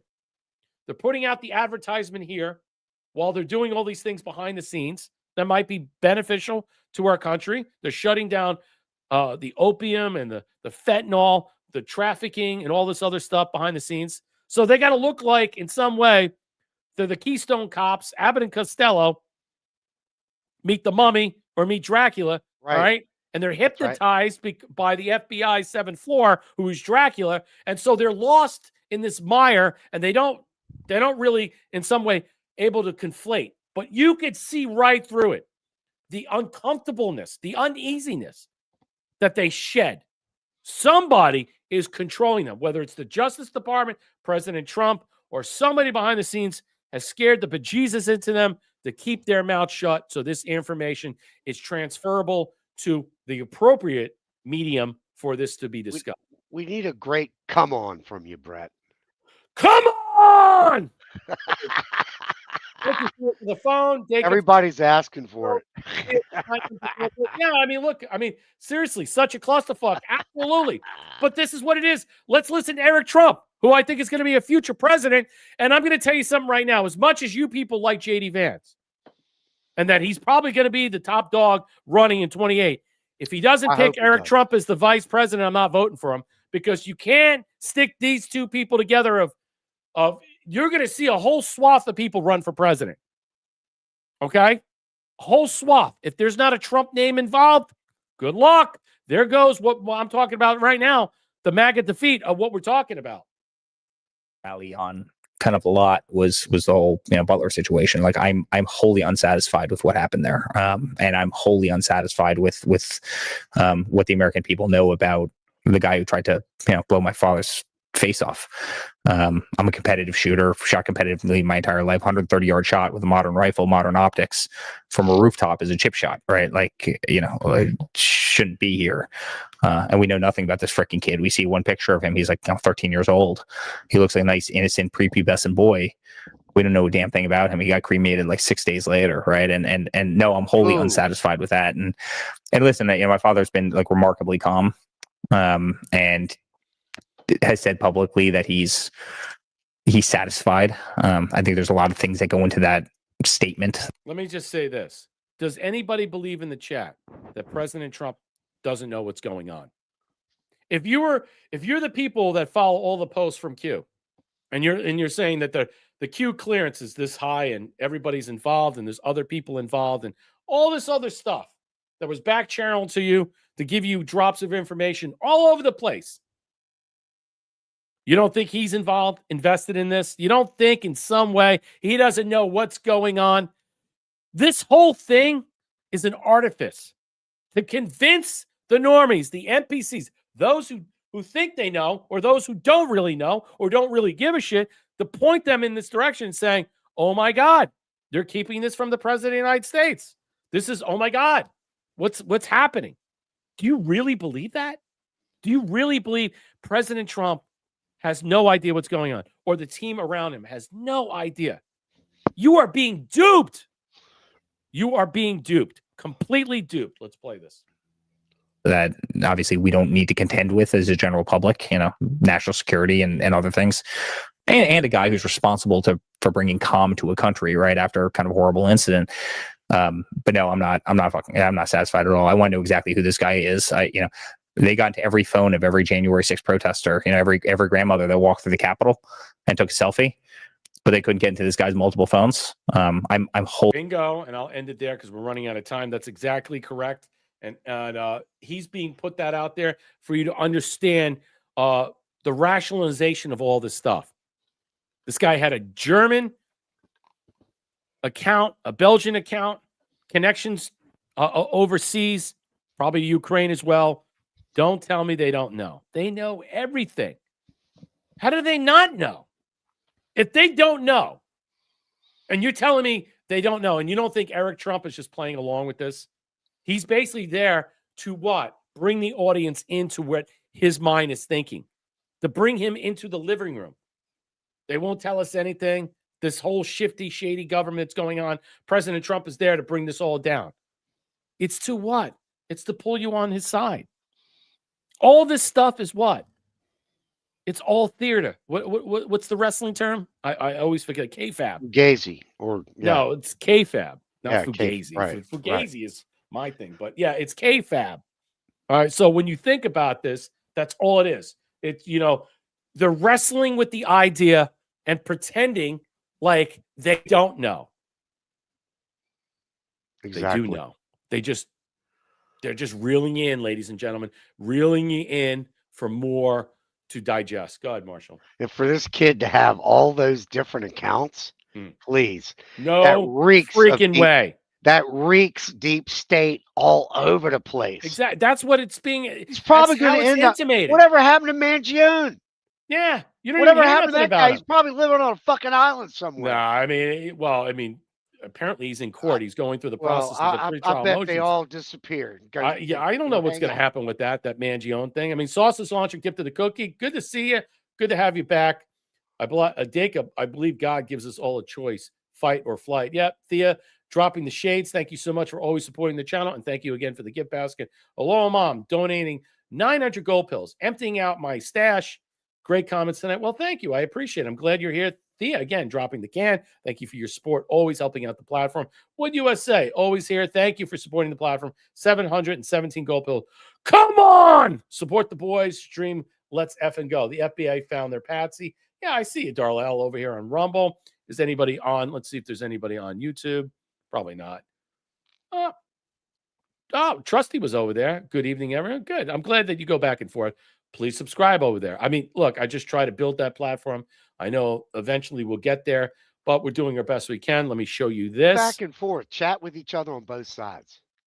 Spice it Yeah, up. I mean, go back and forth. I mean, go over to YouTube. Check it out. Let me know how it looks, the quality picture. You know, Thomas's YouTube on True Reporting, when I was on there, when he invited me on yesterday, looks fantastic. Everything, the stream of it is just beautiful. So if you're having any situations with any of the platforms, go check it out. Go over there. You know, it's important. You know, subscribe. That's the most important thing. Leave me a comment. I will respond over there. But I want people to, you know, enjoy that. That's why we have that. About 700 posts and comments, mostly about guns. This is him. Walked to a local gun shop, read it. Look at this. 2 months, 5 mediocre guns. Kanoa the Great. Thomas Matthew Crooks made 9 posts on Gab supporting President Biden, COVID lockdowns, and Biden's border policies. I'm sorry to explain to me how Trump was ever concerned with what? With what? And he goes on to say, I'm sorry to explain how Trump was ever concerned with what the left wanted, or anybody in the GOP for that matter. The real reason of all the debts are down is because you're stuck in your house. Actually, the executive order allows an easier path to U.S. citizenship, therefore no longer making them illegals, allowing children to join their already legalized immigrant parents. Interesting point that was reshared out there. So, yeah, I mean, Thomas Crooks in some way, all right, the idea that this has been blown completely out the door and stuff is that you know, and I'm going to show you Kash Patel's response. Kash Patel put this out not even like an hour or two ago. This is on X because they set up their own rapid response X account. He goes, and, you know, he's got to get off X in some way. And I don't know why he's there. Over 480 FBI employees were involved in the Thomas Crooks investigation. I guess they're all incompetent because what Tucker Carlson just showed you, all these people are boobs.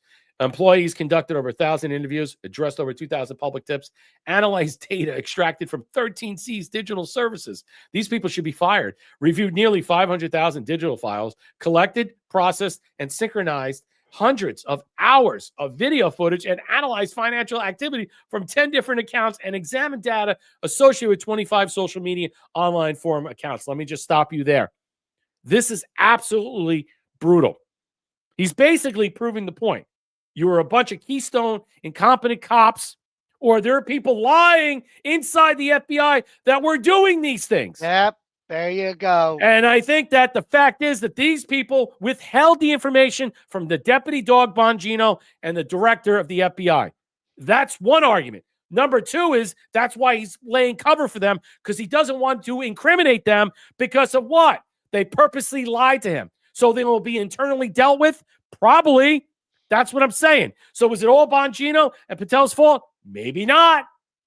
And again, I will sit there and say that these two right now are there for a certain situation, and they're going through this investigation internally and externally. Does it make them look bad, or does it make the FBI look bad? Let's continue on. The FBI's investigation into Crooks identified and examined over 20 online accounts, Marshall, data extracted from over a dozen electronic devices, examination of numerous financial accounts, and over 1,000 interviews and 2,000 public tips. Again, I say, is the FBI corrupt? Wholly corrupt and captured.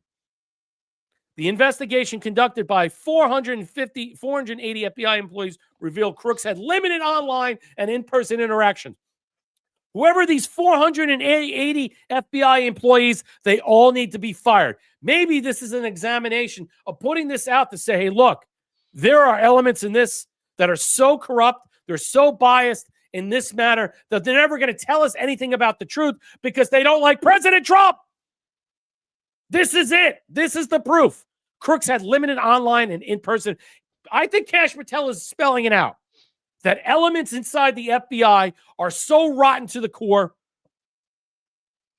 What did Hillary say? Deplorable? She used the term deplorable and something else that she said. Are they deplorable? Are they irredeemable? Well, they're crooked and rotten. If these 480 FBI employees were lying and covering up the truth from Kash and Bongino, well, there you go. He put it out. Marsha, your thoughts about this? Wow. Exciting. And I give Kash Patel for putting that out because he's throwing it in your face. He's saying, look, we did an exhaustive examination, or at least they did. And they came back and reported what? Nothing. When the average person sees this, if they do, I hope everybody sees this, what you just showed. Right. Because if it takes 480 fucking FBI people, we got a problem to fucking investigate one fucking murder. No, it only took Colombo. A murder. Jesus, all you needed was 2 or 3 people to fucking investigate this shit. Right. Remember, one person died, 2 people were shot, critically injured, survived, and President Trump was almost assassinated. I think the bottom line is whatever's going on here, what they're not telling you, it's in bed or embedded in this belly of this monster called the FBI. And it died there. So, again, you want to hold Patel and Bongino accountable, even though they're the top dogs, when their underlings are lying to them directly, and he's admitting that. At least he's putting that out there from a prima facie case, Marshall. It seems to me that that's what he's saying. He's like, look, or they're completely incompetent and such a bunch of boobies that, there's no control. Kash Patel and Dan Bongino are the exterminators. Yeah. That's what I think so too. They're spraying roaches right now. They're spraying. I think so. Yeah, and they need a bigger can of rain because it ain't big enough. They got giant cockroaches, palmetto bugs flying around inside the FBI that are working in and out outside of black group organizations that are being funded by NGOs and other clandestine secret intelligent operations that are nefariously have been, let's just say, crippling the FBI for a very long time. And maybe we're about to see how bad this is unfolding. Yes, he said boobies. Yes, big boobies. Yeah, boobies. Man, Brett, 480 people investigating one murder. Look, that is absurd. That just showed anybody with a half a brain would see this and say, why do you have 500 people? All you need is 3 or 4 competent, really good investigators, detectives to go in and check it out. You don't need everybody trampling all over every fucking thing. It's ridiculous. But yeah, it does. I think that Kash Patel and Dan Bongino, they're in there spraying the roaches. And they just exposed it by 480. How ridiculous. Yeah, I think so too. Unbelievable. Yeah, I think so. I think there is something there to say. All right, let me move forward real quickly. We're running out of time, like always, because we had to cover this. This was the important subject matter of today, the illusion of defeat. This is why we feel defeated, why we feel crushed all the time when we're crushing it. Yes, MAGA Inc. versus MAGA Media. MAGA Media is reporting this stuff that MAGA Inc. don't want to tell you. Undeciders out there, America only crowd. This is the battle we're in. Let me show you this. I'm going to show you the battle we're in. Right-wingers accuse Babylon Bee of inciting murder against Megyn Kelly with a deleted pager bomb joke. We all know who the Babylon Bee is and who they represent as a state actor. Yeah. Yep. Okay? There are a lot of bagel schmears going on. If you follow what I'm saying, understand what I mean by bagel schmear. Conservative satire, the Babylon Bee is being accused. They should be called it the Bagel Babylon Bee, because that's what it is. Bagel Bee. The Bagel Bee. That's a good one. Inciting murder and threatening to kill Megyn Kelly for joking that former Fox star had gotten rid of her old pager just to be safe. Invoking Israel's 2024 electronic device attack on Hezbollah. The Bee's social media post and satirical article about Kelly, which appeared to reference her increasingly critical stance toward Israel amid the war in Gaza, and were quickly deleted after the conservative podcaster tweeted "What the F" while tagging the site's editor-in-chief, Seth Dillon, the bagel-in-chief, had also come under fire from a prominent number of right-wing influencers and pundits of the post, particularly from those who are outspoken critics of Israel who feel that the site was calling for violence against her. I think so. This is a fun way the Babylon Bee to call for murder. Pally conservative podcast host Orrin McIntyre reacted. Yes. You also had Mark Levin, ladies and gentlemen, come out and say she needs to walk this back and be very, very careful. You know, as much as we laugh at Mark Levin, you know what? Take him seriously. He's a nasty fucker. He's a nasty bagel. And that bagel, that bites. And a lot of these people, yeah, I think so. I think we should all be careful about what's going on. Too effing bad, she exclaimed last month, adding that she loves Carlson and doesn't think her ex-Fox cohort is an anti-Semitic at all. As for Owen, she said, is now a point of pride. And now that she wasn't attacking her amid the condemnations of the right of the former Daily Wire host. So, look, in short, let's just say right now, I think there was something there. I think it was a potential jest or jab to critically move that discussion forward. And yes, a nasty bagel, yes. And to provoke a reaction in some way. Whether it was meant to try to threaten or harm, I think it was pushback and saying, hey, look, you need to redirect your commentary, okay? Your syntax, your verbiage on how you discuss and defend these people who appear to be anti-Israel and not really anti-Semitic. That's really what it's about because of all the foreign wars and the foreign entanglements and many other things. Yes, Mark Levin is a nasty mother effer. Yes, he is. He is a very disgusting man to threaten Megyn Kelly the way he did. Who does this guy think he is? He's the old guard Republican Party, the war pig party that wants us to be fighting every country for Israel. Well, you know what? Very soon Israel is going to be on their own. And you know what? They could do what they want. They're not going to get any defense from us. And then they'll be blown to pieces, and good luck for them. Have fun with that. All right. To my Florida friends. Okay. I got to cover this before we dip out. I got this and a couple other things. I'm just going to go over this real quickly. Byron Donalds, ladies and gentlemen, who's running for governor. Silicon Valley's H-1B puppet, AIPAC's 121,000 lapdog, and Thiel's Florida frontman in 2026 governor. Yes, Elon Musk is defending him. President Trump put his hand on him to anoint him as Florida governor. He received 121,500 from PACs from Israel. Andreessen Horowitz gave 16,000 in 4 years of congressional power and has zero action to get rid of H-1B. I'm going to tell you right now, Byron Donalds will not be governor of Florida. The more and more of this stuff comes out and the pushback about H-1B visas, and he's doubling down on, I'm going to tell you right now, there's people in the House legislature of Florida who don't like this guy. Don't like him, never heard of him, and he come out of the corner, and all of a sudden now everybody's putting him out front and center and say it's already a done deal. You have DeSantis coming out against H-1B visas and stuff, and maybe that's in protection of his wife, but he's against H-1B visas for a while. Let's be very clear. H-1B is not immigration. It's not talent from another world. It's slavery at work. I believe so. I believe, and I understand that.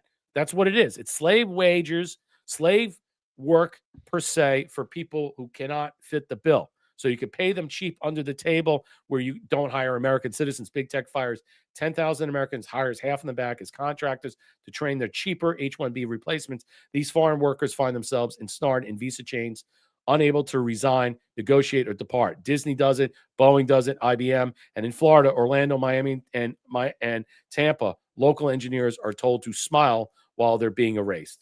Yep. So This is your former governor. This is going to be your future governor.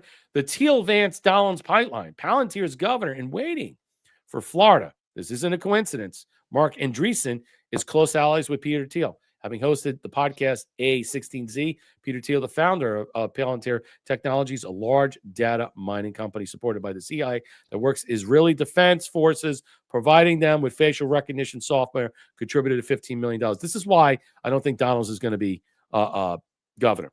I think there's too much of a connection here. Vance wins, but Thiel is the real winner. Abby Delhoyd, Vance's director of operations, comes straight from Byron Donalds' congressional office. Interesting. That's why I think J.D. Vance is going to have a problem. Meanwhile, Chris Bursick, who serves as Thiel's media mouthpiece at the American Greatness and is co-founder of both Rockbridge Network, 1789 Capital, whose super PACs backed Trump with at least $25 million. APAC's 120,000 chokehold net news, errand boy, and Florida's forgotten man. Is this the governor you want? I can tell you right now, he's going to get massive pushback, massive blowback to this. I have more stuff to discuss about this guy.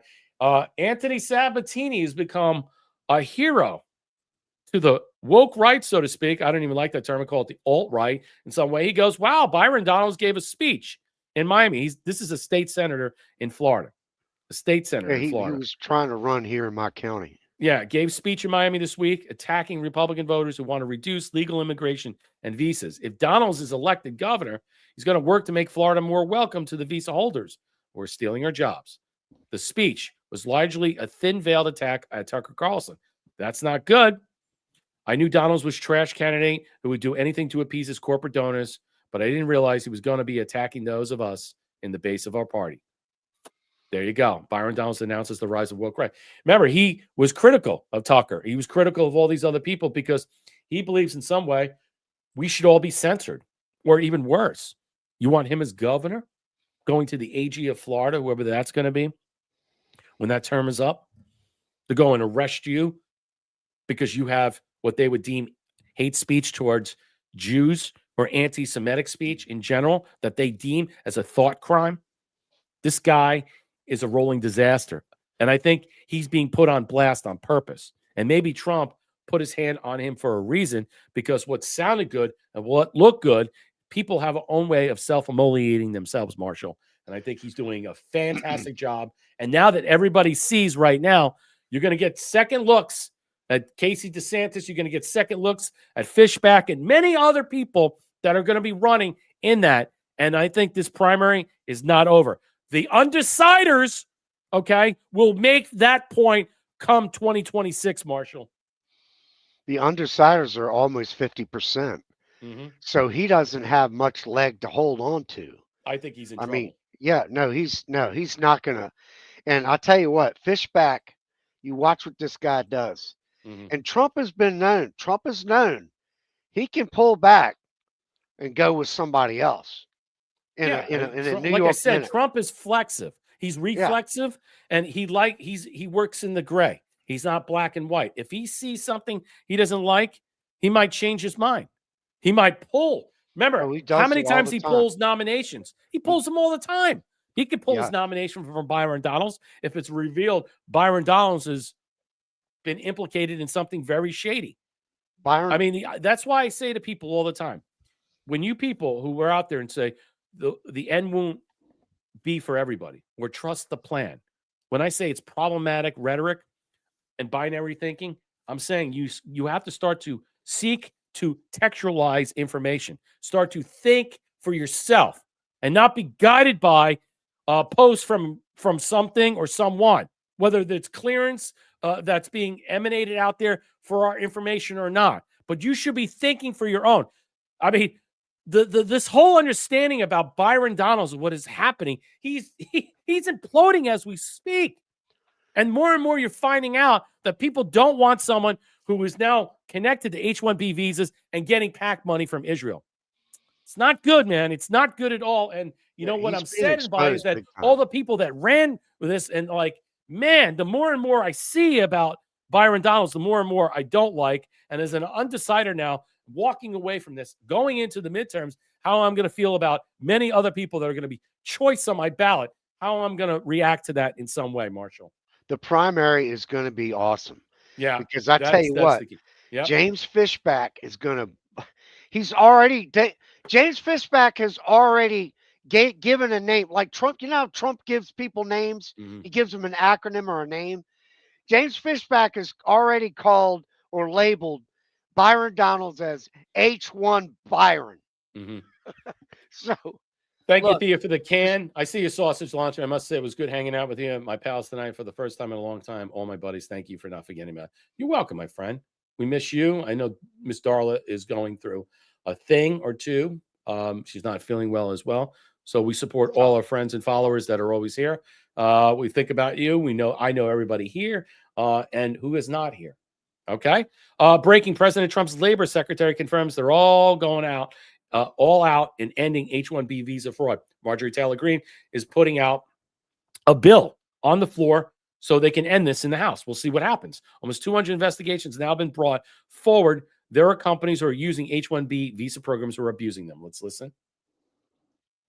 100 investigations now have been brought forward. And what's important to recognize is that there are companies who are using the H-1 visa program who are abusing the program.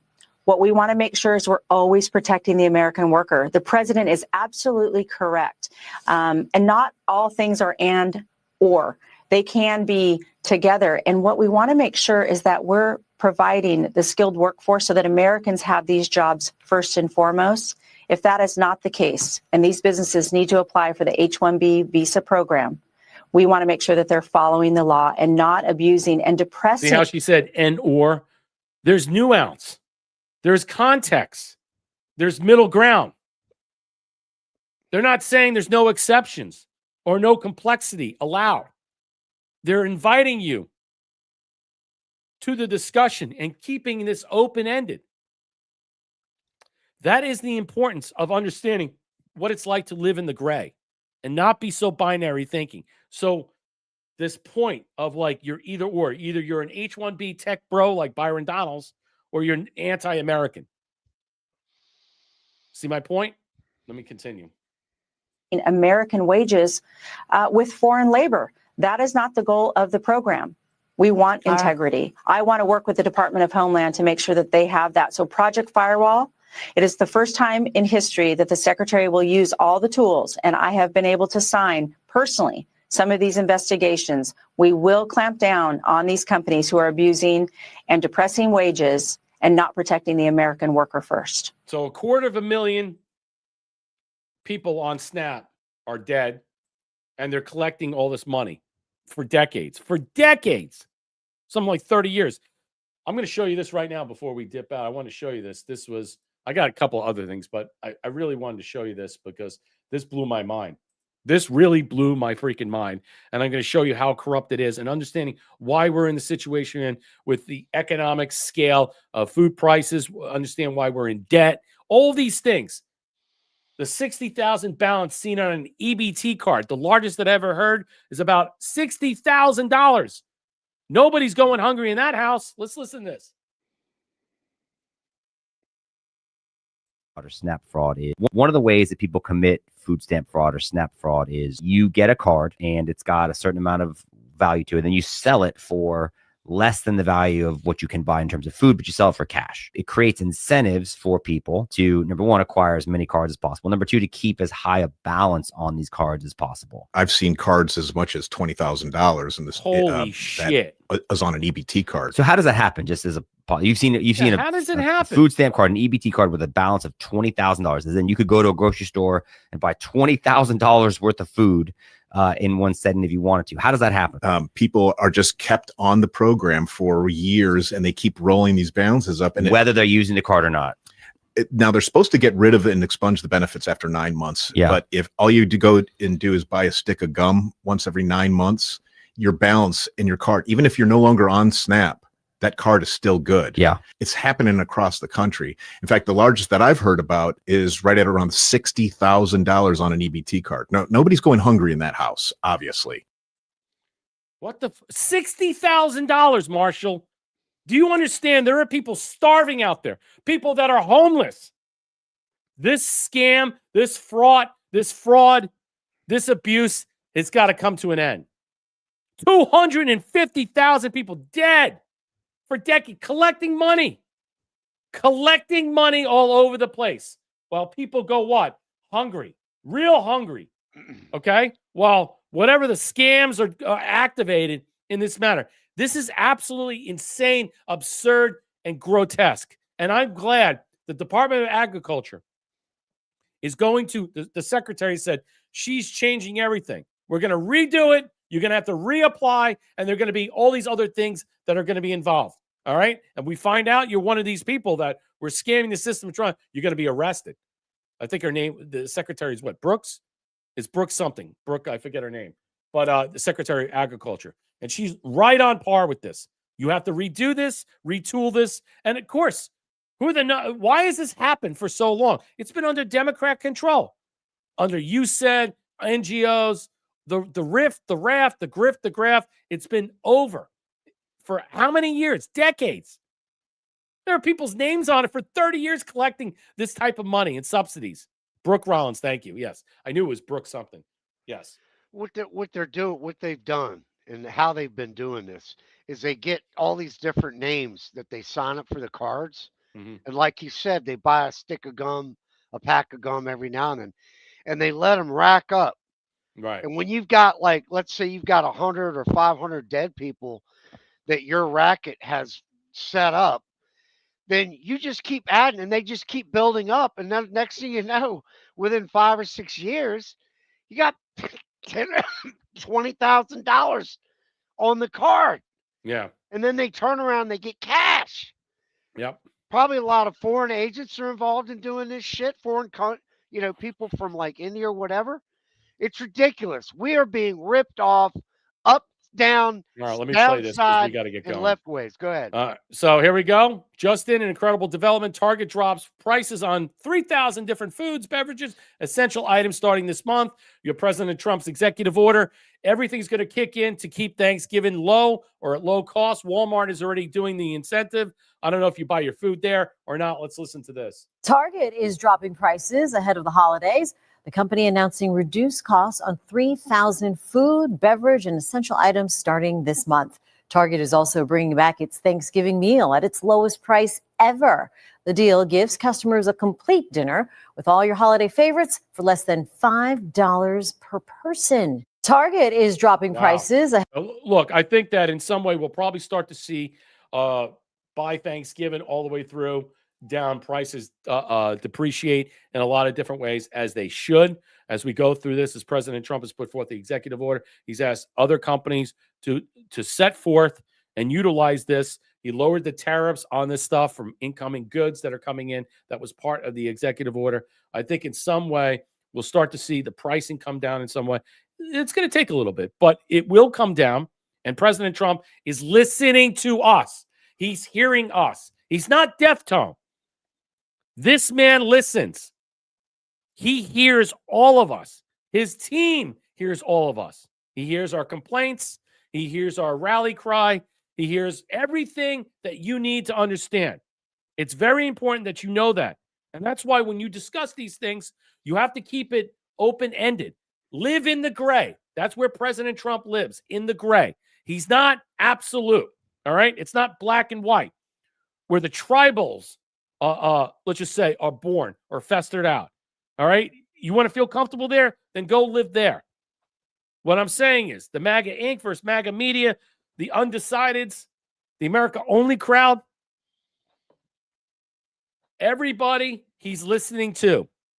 And his information, his thought process, the way he feels, the way he talks, the way he communicates, all goes throughout all these people that are recycled in and out. And so people can pick this up and they get it. They finally get it. Yeah, no, dog, that's ridiculous. Your benefits can be turned off. But if you use the card only 9 months, it stays active. I don't know. I don't know how it works. I never had one, so I don't really know and stuff in some way, but it is ridiculous. $60,000 on an EBT card. Absolutely absurd. It is disgusting. I'm going to throw up in my mouth. You know, it's sad. It's absolutely sad. And I bet you some of that's being used to be sold off so people can get quick money on the side because it's all free money to them. They've never paid groceries in their life. They drive a Mercedes or a BMW. Oh yeah. You see those people? Oh yeah. Oh, I know some of those people. And we're driving cars that are 10 years old. Yep. Yeah, this whole thing, and I agree with. I forget the chat went by, but somebody mentioned this whole shutdown was a massive exposure. That's true. Yeah, I agree 100%. It's been a massive exposure of a lot. Yeah. Not And just look what Snap. happened. They tried to do the Epstein thing and play that up. And now they're investigating all the Democrats. Larry Summers. What's his name from LinkedIn? Wexner. No, No, Wexner's no, the that's Victoria's Secret. that's a Victoria guy. Yeah. No, the guy from shit. I don't know why I'm fucking like lost with names today. LinkedIn. The LinkedIn. guy. Friedman or something like that. Anyway, Interesting name. the point is about that guy. Watch about him. Remember, he was there. He called in up all the stuff when Trump was almost assassinated. CNN showed up, and he was like, he was there discussing this and saying, put out to a press release. This is the LinkedIn co-founder. This was an inside job, ladies and gentlemen. There are a lot of people involved with this, and I think the takedown is going to come behind the scenes. I guess they can't expose, per se, who it was, because if they did in some way, and even if those people are still alive, what have you, so be that we're putting this together in some way that already been nixed in some way, because you don't want to leave any loose ends. Someone's going to take the blame here. There's going to be fallout no matter what. Yeah, LinkedIn has always been a BS site. I couldn't agree more. So that's our show for today. I dropped the pills and stuff. I hope you enjoyed tonight's show. It was rather verbose. I know I was a little agitated, but I think in some way people can understand what's going on in the world we live in, because nothing is what it seems, and everything is a theatrical, let's just say, stagecraft masterpiece. Look, Democrat rep hints at a new plot to shut down the government in the near future. So, like I said, we covered this, that they're going to shut it down in January. January 30th, they're going to shut it down when this timeline expires of opening the government for a temporary CR. This is the whole plan. This is the scam. More to come, more to follow. We'll see you. Have a great Friday night. Have a great weekend. Enjoy yourselves. Get out there, bike. The weather's great. Have fun, exercise, eat right. Marshall, any parting thoughts before we dip out? Nah, man, great show. Everybody just soak it in. It's all good. We're all good. Enjoy your weekend. Enjoy your weekend. Be well, be safe. God bless. Ciao, Bella.